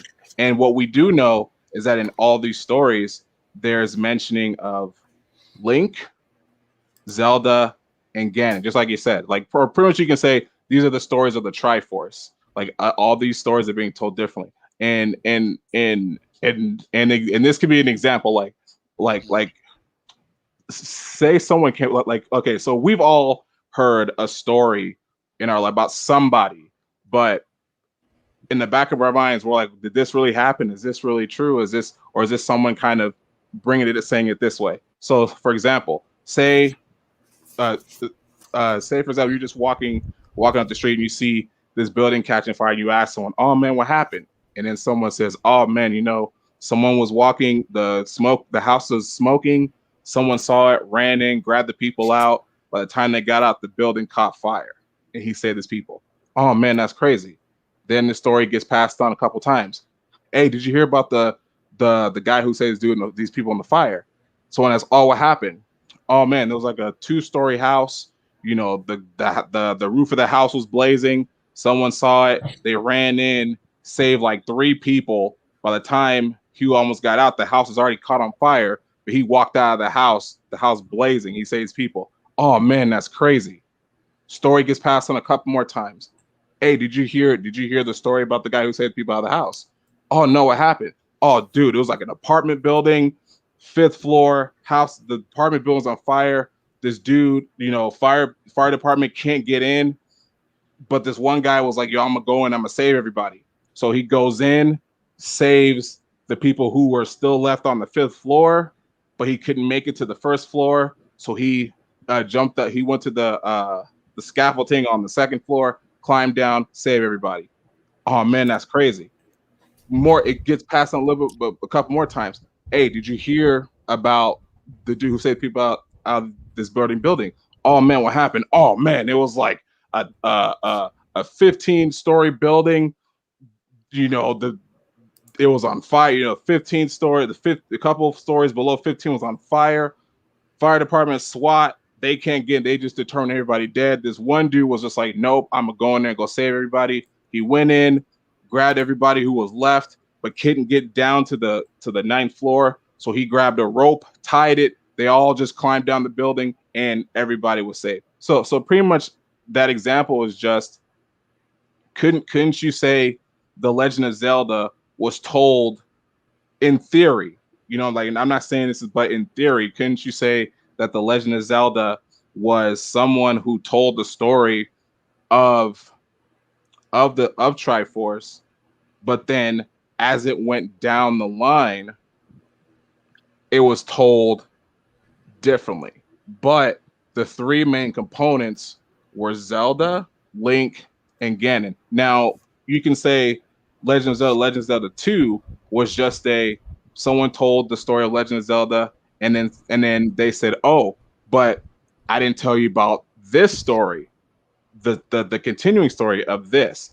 And then Breath of the Wild could be, oh, someone told the story about Breath of the Wild, and then they thought that was it. But then they said, "Oh, but I didn't tell you what happened after Zelda came and helped steal Ganon away. I didn't tell you that what happened." So I'm, like I said, I'm just saying, couldn't that be, couldn't the Legend of Zelda can be a bunch of stories being told, but the 3 main components always stay the same? Here's the question: who's telling the story? Yeah, yeah, exactly. And that can be told with the example that I use. It's like, we don't know who's, like, all we know is that the person who's telling us, all we can say is, okay, we hear it from this way, so this is the way it happened, right? But then we don't know that the story was changed 20 times over. That doesn't make any sense, because you're playing the story. You're not being told it. You're experiencing it. It'd be different if this was a movie you were watching. So someone is telling you something, but you're playing it. So if we take that component of the gameplay is the gameplay, but just the aesthetic of it, not us playing as this character, you can't, because the reason why you can't, there's a big difference between. So what you're doing is you're incorporating film to video games. One, you are being told what it is. 2, you experience what it is. The purpose of playing a video game is to play the role as you are Link. No one's telling you the story of Link, because you are Link. You can't You can't role play Iron Man in Infinity War. Iron Man is Iron Man. Mm-hmm. So how you interpret what you see Iron Man doing is your interpretation. Or someone. Mm-hmm. So if someone comes and go, yo, you know something? Remember when we was watching Infinity War and Iron Man tried to do this and blah, blah, and then you guys could have your different opinions or perceptions of it. Mm-hmm. No, I physically slapped Ganon in the face with my sword. I jumped up in the air and stabbed him in the top of his head. Watched him die with a certain satisfaction, I might add, and watched Hyrule, the waters of the ocean fall down in Hyrule. There is no interpretation because that's the ending. You all do it. We all do it. It's not like, okay, when you play Zelda, Breath of the Wild, and you defeat Ganon, the ending is different than when I get. When I play it and I kill Ganon, it's the same ending. There's no interpretation of the story. We all get the same ending. There's no different version of the game that has a different ending to it. There's one ending. So the concept of telling a story, you can use that if you want to create another point of view, but the point of view is mute because what it is. Like, you can have that point of view if you want to have a conversation just for the fact of saying, you know, what would have happened if Link really did this and blah, blah, blah, and you create your what if story. But at least you know it's a what if. But in this particular situation, there is no what if because it's what happened. No, yeah, exactly. But okay, yeah, exactly. Like just like with the example that I use, like no matter what the details were, the story was guy went in, saved building, and saved everyone. It wasn't like, hey, it wasn't like when I told the story, the example, the core of it was guy went in, saved people, went into a burning building and saved it. The details of how he got to the burning building and what the building looked like and where the fire was going, where all that were different, but the ending was always the same. He went in and saved everyone. So couldn't you say that? Couldn't you look at that and be like, okay, well, there are however many different Zelda games since the first one to, let's just say, to the sequel to Breath of the Wild, right? The details of Link meeting Zelda, the details of Link meeting Ganon or some form of Ganon, and Link's hero's journey is always different. It's never the same. He never meets the same exact people in every single game. It's not the same Link, and it's not the same time. Yeah, but couldn't you also but even though that the details of the story are different, the endings of all the games are exactly the same. Link is defeating Ganon. So couldn't you say that just like I said, The Legend of Zelda could also be the story of the Triforce, the story of Link, the story of Zelda, the story of Ganon be that? Could it I'm not talking about the core of the gameplay and all that because there's a million games out there that could be there's games out there that when you play, you hear a narrative and you hear the narration guided. They're talking about the character doing this and that. I'm not talking about that. I'm talking about the core, the story, the plot, the details, everything. Couldn't you say that the story of The Legend of Zelda, the legend, could not just be 20 different stories, but the main characters are still the same. The details are different, but the ending is always the same. The Legend of Zelda is literally what it means. It's the Legend of Zelda. That's why in Zelda 2 it's no longer called a legend. The legend ended. The legend was already done. If you play so in my timeline theory, in my timeline section that's in the description of this video, I put out the entire timeline based on the time stream, right? The legend ended at Zelda 2, The Adventures of Link. Everything that happens after that is the Adventures of Link, right? So that leads into the cartoons, that leads into the 3 CDI games, which everyone wants to discount as if it even happened. But the point is, the legend ended at Zelda 1 for the NES, which is the last game of the timeline until we come to we cross over. So when you watch a cartoon, when you play Zelda, Wand of Gamelon, Faces of blah blah blah, and Adventures of Zelda, right? They don't even call, none of those games are called The Legend of Zelda. Right. Go look at them. They're not called the legend ended already. The legend ended at Zelda 2, The Adventures of Link. It doesn't say The Legend of Zelda. It says Zelda 2, The Adventures of Link. When Link destroyed Ganon's physical body in Zelda 1, the legend ended. Then Mido, well, I just call him Mido, but a old Kokiri elf. I always call him Mido as well. Yeah. The old Kokiri elf took Ganon's bodies and his ashes and his remain and put them in the Thunderbird. And the whole purpose of Zelda 2, The Adventures of Link, was to resurrect Ganon using Link's blood. They were going to use Link's body and put Ganon and resurrect Ganon through Link's body. Ganon could not be resurrected. Link destroys the Thunderbird. In the cartoon, that's why Ganon is in astral form. So 3 hits of any magical item or a Master Sword de-digitalizes his body and puts him in the evil jar. He has to wait till he maintains his strength so he can remanifest himself in astral form back out of the jar. That's the cartoon. That's going along with the timeline. When people go, Triforce, a cartoon has nothing. But I'm like, well, based on my theory, it goes along. Because after Zelda 2, The Adventures of Link, Ganon is never seen in a physical body ever again after that. If you play Faces of Evil, Wand of Gamelon, and the Zelda Adventures, you'll notice Ganon's all in astral form. That's why what's the name of that book? I forgot the book. In I think it's Faces of Evil. Link seals Ganon in a book, in a spell book. In Wand of Gamelon, you use the Wand of Gamelon to dissipate Ganon or whatever. And when you fight Ganon in the Adventures of Zelda, they're all in spiritual forms. So then 10,000 years after that, it tells you in Breath of the Wild, Ganon saved up his power for after 10,000 years because he's in astral form. He's not as powerful as he needs to be. This is what I mentioned earlier in the show when I was like, Demise was like, okay, I know what I'm going to do. I'm going to incorporate myself into a physical body. Because when he was in astral form, the Triforce of Courage and Wisdom had Zelda and Link in physical form whooping his monkey ass. So he's like, all right, I got y'all. Y'all want to use physical forms? I'm going to get me a body as well. And you know who I'm going to get? The one born Guerrero every 1,000 or 10,000 years. Between Japanese and English, there's a discrepancy between that. One is, I've heard 100, one I heard 1,000, then I heard 10,000. Like the translation, right?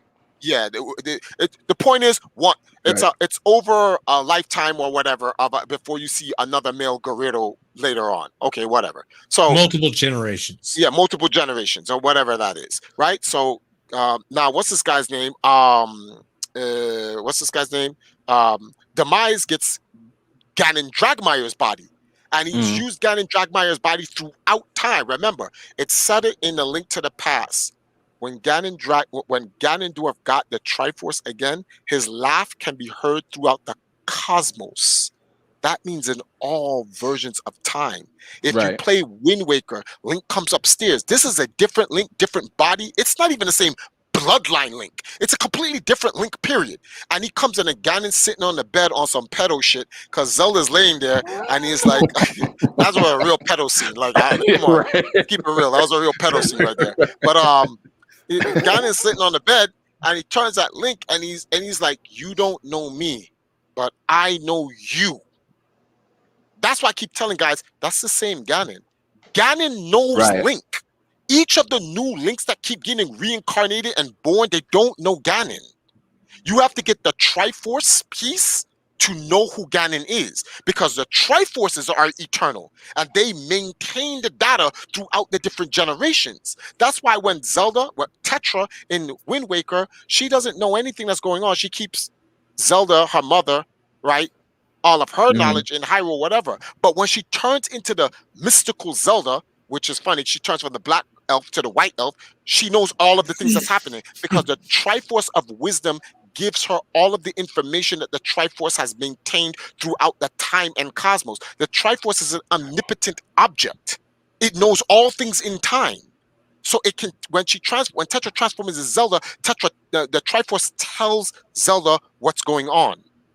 Link has no idea. The Triforce has to activate on Link before he can know what's happening here. And that only happens at the end of the game. When the Triforce actually activates on Link. And Link has to go find the 8 pieces of the Triforce of Courage just to even get the knowledge back before he's even strong enough. But Ganon is eternal with the Triforce of Power.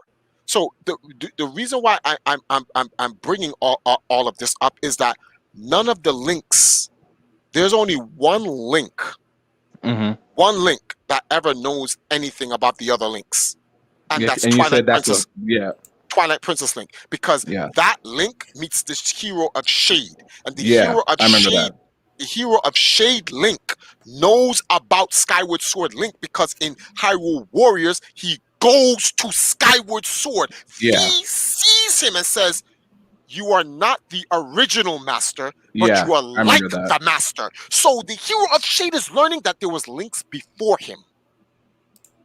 And that's awesome. So speaking of that, so you're saying that in the timeline, you're saying that Hyrule Warriors happens before Twilight Princess because the Twilight Princess Link knows that there's another Link there. That's why I said because he went there. That's why I said Hyrule Warriors happened and did not happen. If you play Hyrule Warriors, what happens at the end of the game? You use a Triforce to undo everything. Yeah, everything goes back to normal. But that's why in Hyrule, in Twilight Princess, the hero of Shade says, "I am the forgotten warrior." Right. The only people that knows him and Zelda. That's it. Oh, and Sia and her sister. Yeah, Sia and her sister. Yeah. That's it. And Ganon, obviously, because Ganon's like, "Oh, I know what happened. You mother." He's like, "I was there." Ganon knows everything. Ganon knows everything. Ganon does know everything. So, which is kind of funny when you think about it, though, because Ganon, which, like you said, is power, which you can't get rid of or bring back power. Power is power. And then wisdom, of course, is wisdom. But Link, which is knowledge. My bad. Yeah, knowledge. But Link is courage. Now, courage can be lost and found. And what do you do with Link in every Zelda game? Exactly. Find his courage. You find and lose. You lose it at the beginning of every game, and then you find your courage. Like every game has to do with a Link, not the Link. A Link. Exactly. A Link. Yeah. And they tell link you to the series. Like Link? His name has a reason. There's a reason he's called Link. His name has a double entendre. He is the link to the legend.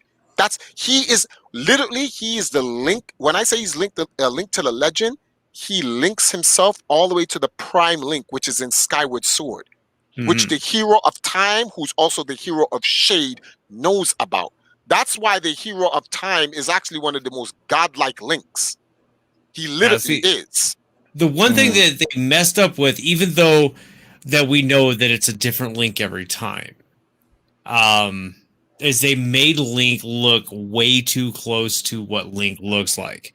The only one that Link was different was when he was right-handed in.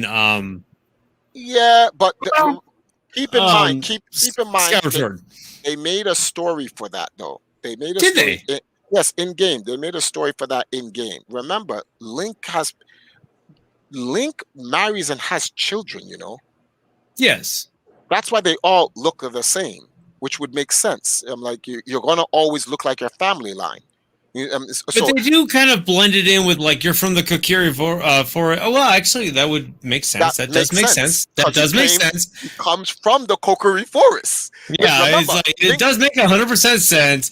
But you would think they would actually add a little more variance because you can put a bunch of links together and be like, oh yeah, I know who that link is. Nintendo would never go that deep. Come on, they should have. They do. The deepest Nintendo ever has gone with is Breath of the Wild. That's why, to me, Breath of the Wild is the greatest Zelda game ever. Nintendo literally said, okay, you know what we're going to do? We're going to Easter egg this out of the wazoo. We're going to put everything in there. because I remember you mentioned that you see one of the, if you go to, I think you said the volcano area. I don't remember the name of it, the areas, but you said in the volcano area. Yeah, but I can't remember. I remember you said that if you go somewhere behind there, you're gonna see one of the ancient whales, like the fossil of an ancient. Yeah, Like I don't know if you said find the that. windfish. Yeah, Windfish. That's what you said. find Yeah. the windfish. You find the windfish on the island, which is supposed to be where Link Awakening is.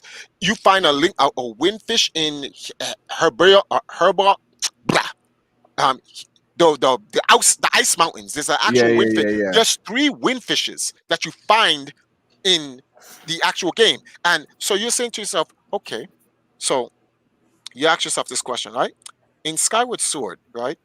There's a windfish there. There literally is a actual windfish in Skyward Sword, right?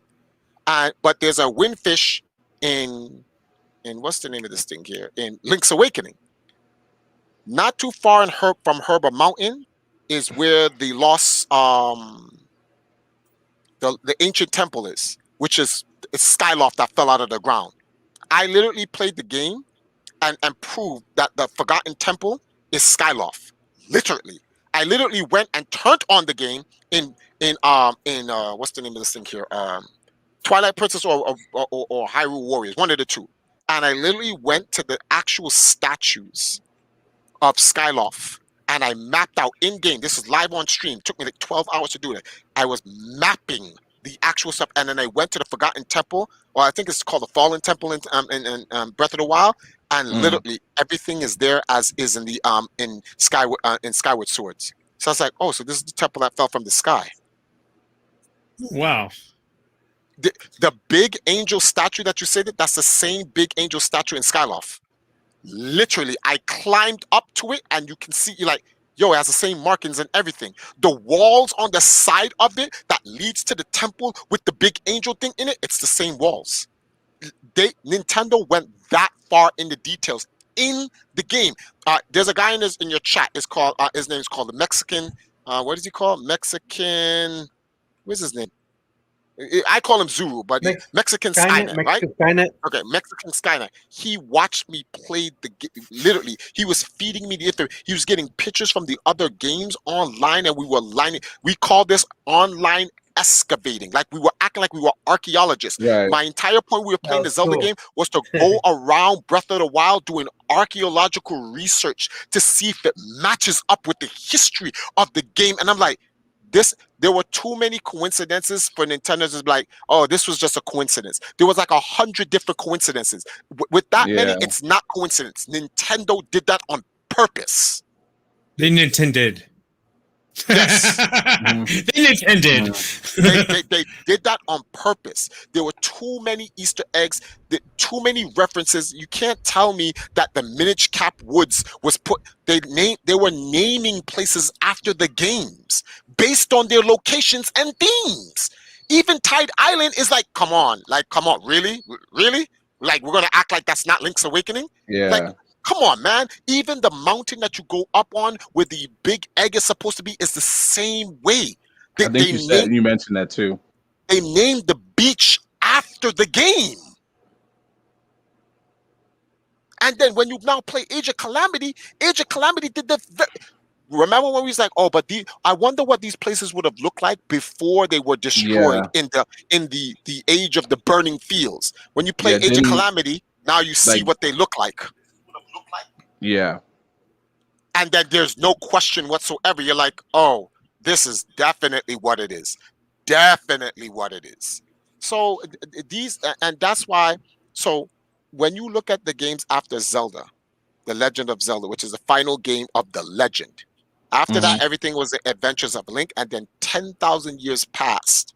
And when Breath of the Wild came out, I don't know if any of you guys remember this, but I do. Nintendo put out this phrase, The Legend of Zelda, Breath of the Wild, the legend reborn. Keep that in mind. The Legend of Zelda, Breath of the Wild is the legend reborn. 10,000 years after the legend ended, the legend was reborn. And look where they started from. Ganon is still in spiritual, corporeal, astral form. He does not have a body. So they're continuing it after The Legend of Zelda 1. Notice, no Zelda game after 1, Ganon has his body back.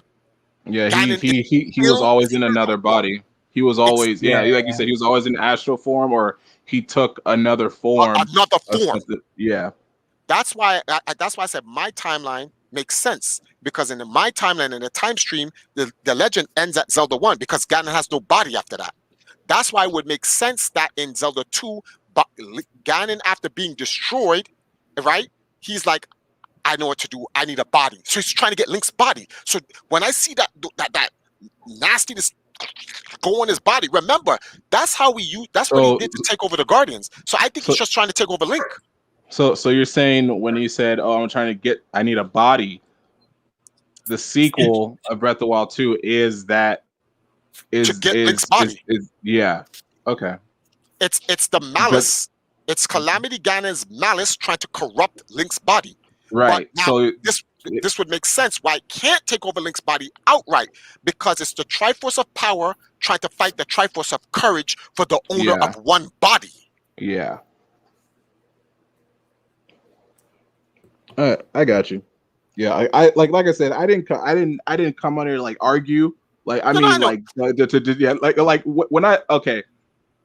like starting fights with people just for the knowledge of just for the intelligent gained a lot of argument. knowledge. Like just for the intelligent argument. I don't come in here to start anything. You are and like sometimes people take it the wrong way, and sometimes I have to come back and be like, I'm not arguing, I'm not saying you're wrong, but I'm saying, couldn't there be another factor in here that could also make sense? Like I said, not saying you're talking. Like I said, when we were on here before, I was like, it's very accurate. I went back and watched your video, and it blew my mind, and I recommend it to a lot of people. But just as you were talking now earlier, I just was like, but couldn't you also think of it as this way? So then I was like, all right, I kind of want to go on here and kind of and not start anything, but like it just kind of be like, yo, could it be this, and then kind of get into like that exchange. Get the wheel rolling, if you will. I do that, and I do it, and I'm not saying I'm an intelligent person, but I like to have intelligent conversations. And the only way to do that is to challenge people sometimes. That's what an intelligent people does. Only idiots don't ask questions. They just follow what's told to them. That's a little definition of an idiot. And an intelligent person asks his questions. Sorry, go on. Don't want to be rude, but my work has just texted me, so I actually have to bounce out. So I'm gonna have to leave, which I don't want to because I'm very into this. Slayer Dan and Mom Slayer, thank you guys. Yeah, Mom had to leave. We got so many things going on. Mr. Switch, I'm gonna call you that because that's your name. That's what you're used to. I get it. That's what I'm used to. Darn it. I'll tell you some cool stuff later on about what's going on. But yeah, my work just texted me. I don't know if you guys heard Yoshi yelling at me. But I do have to bounce out. So everybody. Sorry, wife. Dude, Triforce. You've got to go. Yeah, Triforce thing. I'm so glad to meet you. Good to see you. I'm glad that we got to do some more fun stuff here. And CHRONOZ, Mr. Switch, thank you for inviting me. No problem. But I do have to bounce out. I do have to bounce out. You too. How do I exit this? Leave studio? Hit leave studio and you leave. He put a new program on me, folks. I just got to figure it out. Okay, bye everyone. Okay. So now, I'm glad you asked questions because this has a dialogue. Within the Zelda community, I feel I'm blacklisted. And I'll tell you why I feel I'm blacklisted in the Zelda community. There are so many Zelda theorists, but first of all, I put out the first timeline in 2011. This was before Hyrule Story was even came out, and nobody acknowledged it and whatnot. I then told people I'm going to go to E3. I'm going to go talk to Anuma about a timeline thing and see what I can get. I put the interview out. Thousands of views, so everybody knows. Triforce went to Anuma, physically spoke to him about creating a Zelda game and series that follows a actual certain timelines. Nobody talked about it. I was like, it's all right. They're not interested. Whatever. Then Hyrule Astoria comes out. Hyrule Astoria puts out a timeline that has so much plot holes in it, people don't know what. People literally said, yeah, it's the official timeline, although there's plot holes in it. What? Like, so Yeah, no. just because Nintendo signed off on it, you're just going to accept it, even though there are a lot of questionable issues in it. Yeah. All right. So I already see what it is. And so you're just going to go with who says it's what. You're not. They're not going to do what you're doing. Like, well, I want to ask questions. If I see some holes, I'm going to poke. Like that's what we're going to poke until we get this right. We want to get this right? So yeah, exactly. Then people started saying, well, Triforce, some people started to see my timeline, and I said, I simplified the timeline for dummies. I made it so simple anyone can understand. When you look at the timeline, when you look at my timeline, there are no plot holes because it doesn't follow Triforce's opinion. It follows a time stream theory. Meaning, if you follow this theory, not invented by Triforce, invented by other people who are into time and quantum physics that have used it in other video games, that have used it in movies, books, and other forms of medium, then based on that, Triforce's timeline is accurate. Based on it. It doesn't mean it's right or official. Just based on, if you're going by that, then yes, it's accurate. But I have not seen anyone else create a streamlined, consistent timeline with no errors outside of mine. And that's not me praising up myself. That's just me going, but I've seen a lot of people make some sense, but then it's like, but then where this goes? And they go, don't worry about that. What do you mean don't worry about that? Like, yeah, that's a problem. Fix that. In the video, there's a thing where I say the link between worlds and the link Zelda, it's the same link. And I corrected myself. I said, I apologize. I actually had to put the pin because I had 15 minutes to tell that story when C&D was recording me. But I meant to say that was Link's descendant. That's what I meant. Not like it's the same link. But I cleared that up or whatever because none of the links are the same. The only links that I've ever met, the only link that has ever met another link is the Hero of Shade. That is the only link that has ever met another link. And the Hero of Shade met his descendant Link, the Link after him. Right. And so outside of that, let me see something. Actually, let me go through. No, the Convergence doesn't count. Those are clones of Link. It's not like physical actual links. But yeah, no other link meets another link. Okay. Link. Wind Waker Link sees a statue of his. Yeah, but that Link went back in his own time. So, but he's aware that there was one before him. One. That's true. He did when you do sail to that Tower of the Goddesses. Yeah. I remember. When you go downstairs and you see that Link, that's Teen Link from Ocarina of Time. Okay. And Link sees himself and he's like, that guy looks like me, just like an older version of me. I'm like, that's you in the future. So when you get into your convergence, you're gonna just reform into your ancestors' timeline. So that's why I'm not too bothered by the whole thing. Honestly speaking, I believe Breath of the Wild 2 is still gonna be godlike, and I believe that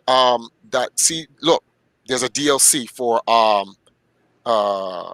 Age of Calamity. And it's just like you said, like there's no way they wouldn't just give us, hey, new story, and just be like, oh, it's just this, without having something tie into one of these games in the realm of Breath of the Wild. That isn't going to either tell something, in the future events of Age of Calamity or the future events of Breath of the Wild. No, the Age of Calamity. Something's going to happen in Age of Calamity that brings them to Breath of the Wild. Those four guardians are going to die. They're dead. Yeah. Just like you said, even like it's like the whole like death is inevitable. You can avoid it. Say Thanos' line. Say Thanos' line. Say Thanos' line. That's what you were thinking. Say Thanos' line. But it is inevitable that people are gonna die. Either not now, but they will. It's just a matter of when. Like you said earlier, you're right. Like when I was playing, the moment where everyone's gonna die, you're like, oh, this is where everyone's gonna die. I'm gonna see everyone's death. But then you see like Sidon and everyone else just come out of nowhere and save everyone. And what does that tell you, though? What yeah, does that tell you? That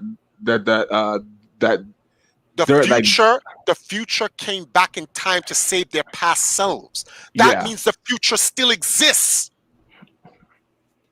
Sidon still exists. Everything in Breath of the Wild still happens because their past came back and helped. How? Okay, watch this. If the future does not exist, how did Sidon know to come back in time to come save his sister? Couldn't you? Okay, I'm gonna argue this. Mm. Couldn't you? And I'm gonna use the stupidest theory of all.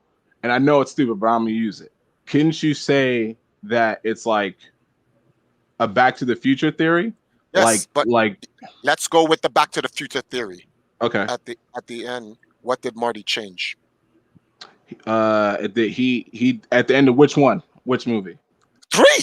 Nothing 3. changed. Oh, well, no. He stopped himself. Well, it wasn't him, but okay. So if you remember in 2, when what's her face? What the heck is it? Jennifer, when her past self was in the future and she saw that Marty was this washed up, corporate man, and what's his name, Needles. They were talking about something. Oh no. She overheard Marty's mom and dad say, if it wasn't for that accident, he would have been a great rock star, but that accident messed up his hand, and it was that race with Needles. Now in 3, that race was supposed to happen, but then Marty got clarity from when he went back to go get Doc Brown to not be so responsive to, it's like the saying, it's like the saying, what is it? You are what you answer to. So he realized that I'm not a chicken. Just because you call me a chicken doesn't mean I'm not going to go and do it. So then when 3 happened, he was supposed to get in that accident. But then because he got that clarity, he didn't. If you remember, he turned around and reversed, and he looked back. You're misunderstanding.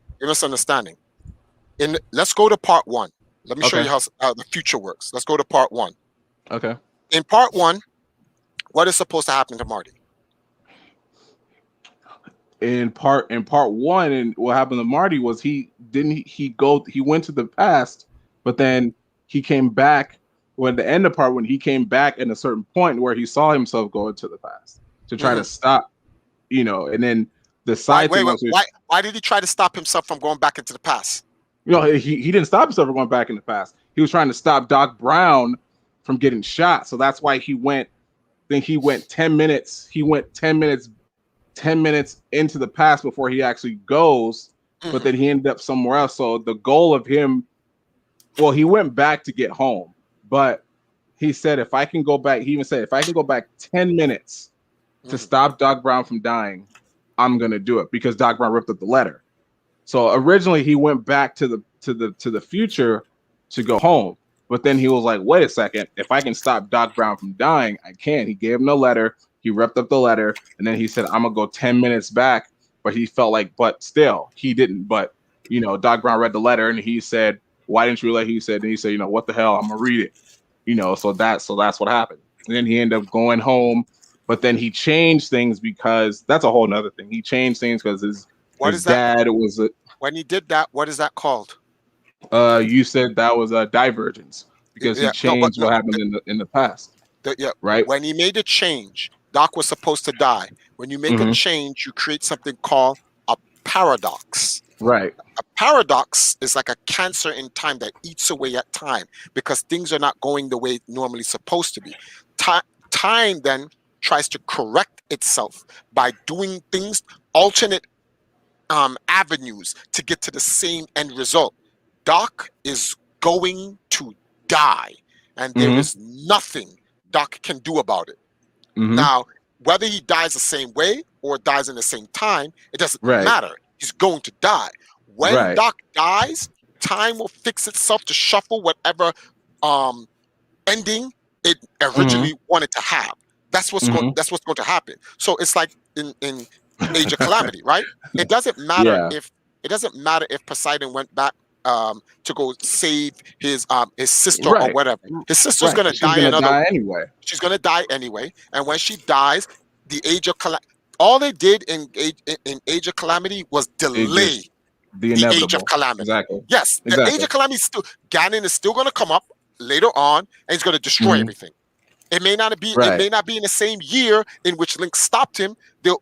It'll be. For instance, right? He said, 10,000. Notice this didn't happen 10,000 years ago. It happened 100 years before Breath of the Wild. Yeah. So the Age of Calamity was going. In fact, when you really think about it, the Age of Calamity happened in because then Age of Calamity. Because then the egg went back during all that madness. Yes. In order for the egg to go back to the Age of Calamity before it started, the Age of Calamity have to happen. And that's what I keep arguing with people about all the time. And they're like, no, Triforce, it's not canon. So I said, then where did the egg come from? It came from the Age of Calamity. So then the Age of Calamity happened. What are you talking about? And I'm just sitting there, what you're saying. and I'm like, I get what you're saying. Because even though the Guardians didn't die at that point, they can still die. Exactly. They just don't have to die. How. We don't know how, and we don't know when. I get what you're saying. I get that. I get 100%. Like that's because when you said if there's no future, how'd they come back? That's why I brought up the Back to the Future reference of them going, them even going to the future to go stopping Marty's son from doing whatever. But then all that happened, and they went back to the past, and it was different. And that whole time. But even in that. Like when we talk about time, there's flaws. There's just flaws in some of that. In that movie. Oh, well, in the movie. The movie when they use the reference of time, there's okay, like you said, Doc. Even in 3, Doc was gonna die in 3. So when you said it was going to happen, he was gonna die in 3. But then Marty ended up stopping him dying from there too. All Marty did was deflect time again. Yeah, like I said, the guy from, if you guys look down in the description of this video and you see the timeline, when you get to the part in Legacy of Kain, and Kain, I remember that. He explains. Yeah, I remember that the stream of time is too strong. The more you fight against it, the more violent time becomes. Yeah, because time goes like this. Listen, you changed that part.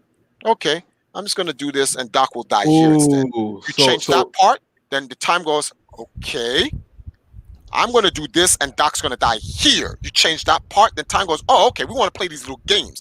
I'm gonna kill your mother instead, and you can keep Doc alive. Now you have to choose your mother or Doc. Yeah. And then if you go, well, leave my mother to die so I can save Doc, then time go, we're okay. So your mother's dead. We're gonna keep that timeline going. Now I'm gonna find another way to kill, because time wants Doc dead. Yeah, that's kind of like not to go into much of a tangent, but kind of like have you seen the Flash, like all and you remember when he was like he beat what's his name, Salvatore, whatever his name is, and he was like, I'm not happy, so he went all the way back to when his mom died and saved his mom, but then everything he created Flashpoint. So then when the other what was his name, the Reverse Flash, he kept telling him, I was like, he kept telling him, this is not gonna work. Everything's gonna. He was like, I'm not listening to you. But then slowly but surely, he started to lose his powers. So then I had it in my head, but he was like, you need me to go back. So he was like, yes, we need to go back. I need you to kill my mom. But even though he did that, time was already damaged. So then even though the main stuff went back to normal, the little details, like his friendship with Cisco was jacked up. Some people, I don't know the other stuff happened. I don't know what the other stuff happened. Keep in mind, when he ran back to the future, he didn't go back to the future. He said, I have to stop myself from coming back in time. Yeah. So he realized he created the paradox, and the only way to stop it is to go back. He literally he was running and he saw himself and he said, Yeah. "What are you doing?" And he's like, "I'm going back to save my money." And he's like, "No!" And he jumped on himself. Yeah. Which But- that's not supposed to happen, because if you Yeah, do 'cause that, that's both supposed to- Flashes that's are supposed to die. Yeah, but then couldn't you say that? Okay, couldn't you say that he stopped himself? Like not even because if you remember, in going back to the Future, Doc when they went back to stop Biff, Doc said you can't stop Biff in the middle of it. Biff has to think he succeeded, so then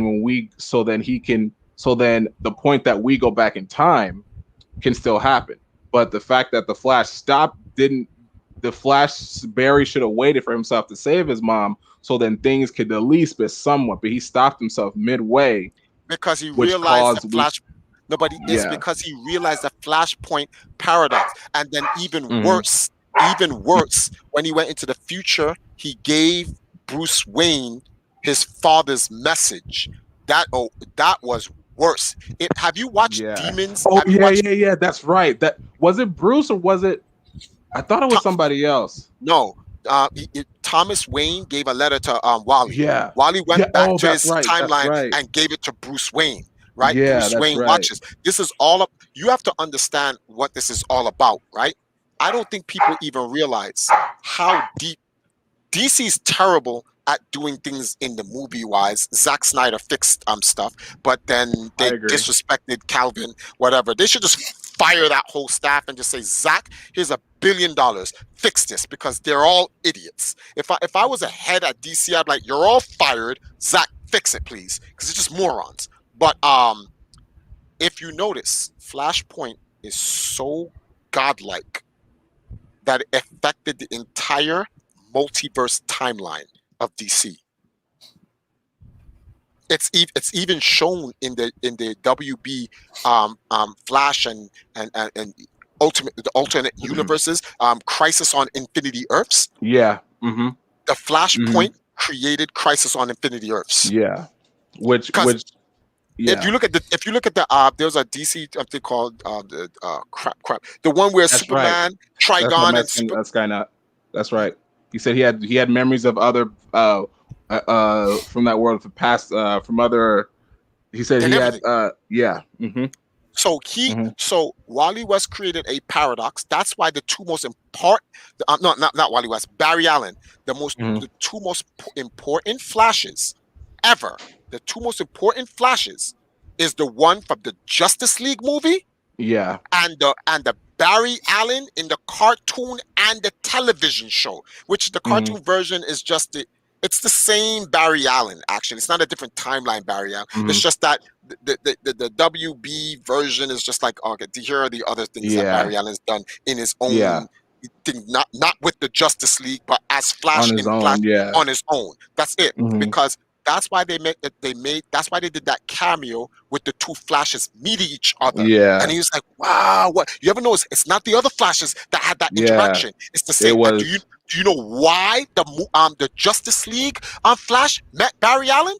Because he created a Flashpoint too. No, he created a Flashpoint as well. Remember when the the mother box went off and he said, "You just got to go faster than time." In the Zack Snyder's version when he that's right, because when he did that, he turned everything backwards. He made everything. He turned time. He reversed everything to the point right when he was able to stop the mother box. He ran against time and created a Flashpoint while another Flashpoint was going off. That's why when Batman was sleeping and he saw the vision of Barry coming in, you can't do that. He was trying to explain to him what he did was wrong. And that's why those two Barry Allens met each other. They both understood. Now watch this. This is what Mark Triforce's words, knock on wood. This is how DC is going to fix their universe and come to one correct universe. They're going to have both Flashes run against time in the opposite direction and create a Flashpoint that fixes the paradox and makes one DC universe. Because one Flash has to run against time and one Flash has to run with time. I was gonna say, couldn't you say that with Earth Prime? But no, that's just all the Earths from all the different Earths. They just went to one. But yeah, So But when they get if they get the two flashes to create to go into the speed force against each other, it should literally destroy all of the times and create one. Which is all because Marvel and DC, all they're trying to do is they're trying to create one continuity universe because they're tired of all the different stories. And I think with Marvel, what they did with one, and I don't want to stick on this too much because we're almost at 3 hours. But what they did with WandaVision, they're like, all right, now we can do different worlds because what happened in WandaVision, and that's what's going to happen in Far From Home, the new Spider-Man movie, and that's what's going to definitely happen in Doctor Strange. Yes, well, Doctor Strange is going to give a lot more explanation to what's happening, but keep remember what the brothers, the two guys who do the Marvel movie, I forgot their names. I was going to call them the Wachowskis, but they're not. I was about to say Russos. Yeah, right. Yeah. Remember what the Russo says, right? Thanos isn't dead. Okay. Thanos isn't dead. Thanos died in one. Thanos died in two universes. That was one. Yeah, that was the Prime universe and the other one. But Thanos is still not going to die because death is going to banish Thanos from dying. Thanos is going to come back. There you go. Remember, Thanos gave his soul, and he used the gems to destroy the gems. Thanos cannot be killed. In the main timeline that the heroes left and went. Remember, the heroes are not even in their own timeline anymore. They're in a different timeline altogether. So the main timeline's still going. They're in a paradox. That's why if everyone's like, what are you going to do with a Black Panther 2? They don't. No offense when I say this, but they actually don't need Chadwick Boseman. They don't. They could just go say, okay, this is the paradox. This is the paradox timeline. Although we all want to see Chadwick Boseman, but if it's too much, they could just say no. We'll just continue in this other universe with the sisters until they find a way to sort everything out.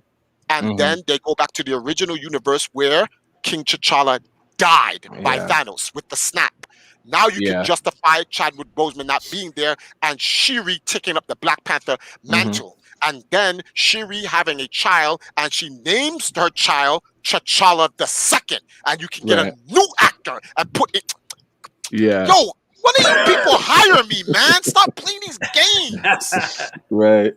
But anyway, I don't want to take too much, man. We almost at that 3 hour mark talking about this. We can do this a whole nother episode. I keep asking, give me one. Thank you for all those questions. I hope things are being understood more with the help of Kotetsu, especially with Triforce and Mexican Skynet. But Triforce, this has been a great 35th anniversary thing about Zelda. Is there anything else that you want to go through to finish off the grand finale with Triforce on your overall thoughts with Zelda? Anything you want to add or finish off to complete this amazing episode? The Legend of Zelda is what it is. The Legend of Zelda, the greatest adventure game in the history of video games. The continuity, the stories are the great. I guess we'll get to see what's going to happen in Age of Calamity over that time. And when's the date for Breath of the Wild 2? It's 2022. They just said 2022. It can super be speculated either early. I say first or second quarter. Quarter. I say December. Stop playing these games. If they want more time. I hate when Nintendo rushes stuff. Like put it at the end of the year. So when one of these when Xbox and Sony starts getting stupid and like, we're busting Nintendo's butt, and Nintendo like, oh word, you are? Oh, yo, Link, you can take care of this guy for me. You got this guy, right? And then Link can come and be like, what's the problem? And then everything like, oh, that's what I thought. See, I control this video game industry. See, he thought he could come in here. Let's stop. That's from 40-year-old virgin. But yeah, big shout outs to the Legend of Zelda. Happy 35th anniversary, Zelda. I'll see you guys definitely with Skyward Sword, not Skyward Sword, Breath of the Wild 2. And I can't. Well, actually, that's right. I got to download the DLC for Age of Calamity. That's today. That came out today. Today, but I think today. Holy moly! I think the extra story is in November. This is just like extra content they're giving us. Like, there's no story, nothing. Time out. There's a story. Because if you look at it, the first pack is just extra stuff. Like it's nothing like significant. But in November's pack, there's gonna be like additional story in November that's coming out. That's what it said. If you go back and read it. Yeah, November. Go back and read it. then I would hope that there was something that happened. I would hope that's the burning field, and Right. that's where the Guardians die. That Right. would be godlike. But So hopefully that but will. yeah. But it was I was glad I was able to jump in. Like I said, man, I wanted to have an intelligent discussion with you, which it was, and I appreciate you allowing me to have that with you.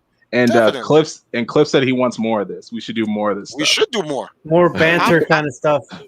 We should get like 2 or 3 other popular Zelda timeline theorists and just get me in it, and let's just go Boy. ham. He's Yeah. like, yeah. just go Definitely in a future episodes guaranteed. Sure, we'll get Mexican Skynet back us up. Either join us or on the side, or but yeah, it's been very interesting and very informative, and I want to thank everyone who joined in. Again, Slayer Dan, Mama Slayer, started off with the podcast in the beginning, and of course, Katetsu for jumping in. Just Cliff on the side, Ryan Jason also, and everyone else who jumped in as well. Any last words you want to make, Katetsu? Sorry, I had my mic on mute for a sec. No, just want to say, thank you, Triforce, for coming on today. I know we went on almost 3 hours. I think most of that was just us. That's what we needed. We needed this. Just taking that over. I like these conversations. I haven't had this in such Me a too. while. Yeah, Me so- too. Me too. I like I said, man. Like, if I want to have an intelligent conversation, like I don't challenge people for just to be, that person. I challenge it because I want to just Information. for my own. So yeah, because like I said, I just want to put my perspective in, and kind of have that conversation. So thank you for allowing me to do that with you today. Do you want to thank me too, Katetsu? Because I was like, should I even let him in? He's gonna start something. I'm just messing. I would have found a way. Just let him in. Let him in. Found a way. Did you see? I messaged you 3 times. I was like, I said, hey, send me a link on our group thing. Then I went to your personal. I said, hey, send me a link. I didn't want to be that person in the chat, but you forced my hand. I said, hey man, send me a link, and I did that live. And you were like, all right, yeah, I sent you a link, and I was like, thank you. I'll let him in, but but no, I appreciate it. I was gonna, I was like, yeah, we definitely will have a good time. Let Katetsu win and let Triforce handle his business. Overall, this was a tremendous experience, and I don't think too many people do these type of interviews or things when they talk to, for me, Triforce has the knowledge for what I believe that I don't even think Nintendo pairs up to it, and I feel like Triforce gives us the information that helps us understand more, whether, if we disagree or, we agree with him. I do definitely agree with everything, that's being said by Triforce. I do want to end off what last time we're going to say. Yeah, we did discuss a little bit of everything. I'm going to end up with the video to end the podcast. Yes, it's that my 6-minute video. You can stick around or disappear or stay on because right after I play the presentation that I played in the beginning, I'm going to play that. And then if you want to stick around after Triforce, or if you guys just want to dip out, stay along. But again, I appreciate you, Triforce, for this opportunity that you've given us to better understand things and show the love of Zelda that we have grown with, that we grew up with. And it's happy anniversary to Zelda, of course. Yes, 35th anniversary, and we've been around. I know Katetsu's the little guy, the youngin', but I'm the baby in the he group. definitely knows his Everyone's older stuff, than and me. he loves Zelda as much as we do. And he, like I said, he's very well informed and knowledgeable as well. And what did they say in the comments? Who's talking? One last question from Mexican Skynet. When are we going to finish the Order of Time? Man, that's a troll.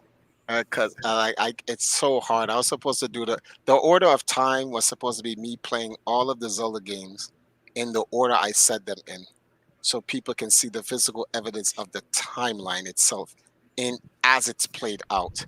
But it's like, I don't know, man. I may die before the Order of Time gets done. Nah, I'll eventually get to it. I will eventually get to it. There's a lot of things Maybe that's going on. maybe next year. Focus right now. You got a Lots. lot of things going on right now. I got so much things go. Oh, I got Age of Calamity, right? I played it 1 week. After that, I haven't picked it up again. Not because I don't want to play the game. There's too much things are going on. I can't get to it. But I believe that at the end of this year, because of the condition of the world, everything has slowed down and has allowed me to catch up. Believe it or not, because everything slowed down and made things manageable for me to be able to work within the world the way the world is, and I've been able to keep it. At the end of the year, going into next year, I should be in a different position, and I should have more time on my hands. I know because I haven't even been on my channel, my YouTube channel. I haven't uploaded anything to it in 9 months. I mean, literally, I playlist things to it. So like things that come out about me, like this interview right here, I'm going to take this, I'm going to add it to a playlist on my channel so people can see it. And I'm going to put it in the community section. Like, hey guys, I was on Gamer Realms with CHRONOZ and Kotetsu talking about Zelda timeline stuff so people can watch it. But like outside of stuff like that, I have not made a video in 9 months and uploaded it to the Empire Arcadia channel. So and that's because I'm helping my wife's channel to grow. I helped her channel grow from scratch. Valkyries? Well, it's called Empress Nile. Empress Nile. 3SS Nile. So and I'm trying to help them to represent girls in gaming, but not only in gaming, but their lifestyle to gaming, because it's vastly different from guys. And we're in the age of people calling other people simps for helping a girl and all types of other nonsense. So people make, is it a gaming channel? It's definitely a gaming channel. I tell you that much. When you go there, the first playlist is all about video games. But then at the same time, the other playlist is about other things that the girls do revolving around game and outside of video games, because they're human too. And anybody who goes to an all-girl channel looking for video games, you really got to check your priorities. Just saying. Anyway, I get you. All right, thank you for that. Again, if everyone's good, Triforce, Kotetsu, we're good to end this. Yeah, we're definitely. All right. Yep. All Thanks right. for having me on, man. All right, no problem, and I'm glad to have you. And hopefully, we can have you again later on. Give you some time to work the rest of the year with the great things you're doing, and have you on. I would love if you hosted a Legend of Zelda timeline debate. Try to get some other timeline theorists on and have me on. Get Kotetsu back on. Make it a 5-hour podcast. Let's get it in. Yeah, we gotta do it. Legend of Zelda timeline debate. I'm talking about 1 o'clock my time. Yeah, we're gonna have to make that early. We'll make it work for everyone's timeline. I'll be here. Best believe that. I will be here. Oh man. All right, that sounds great, man, and that is awesome. We'll move forward with that thought in mind, and I'll continue to help support everything you're doing with your wife and all of it that you're doing. So, thank you again, Triforce, and we're gonna end with the video. And guys, stay tuned if you want to stay and chat afterwards privately, or if you guys go, I'll chat with you guys later, or stick around. All right, everyone, take care, guys, and we will see you next time. Take care. Peace.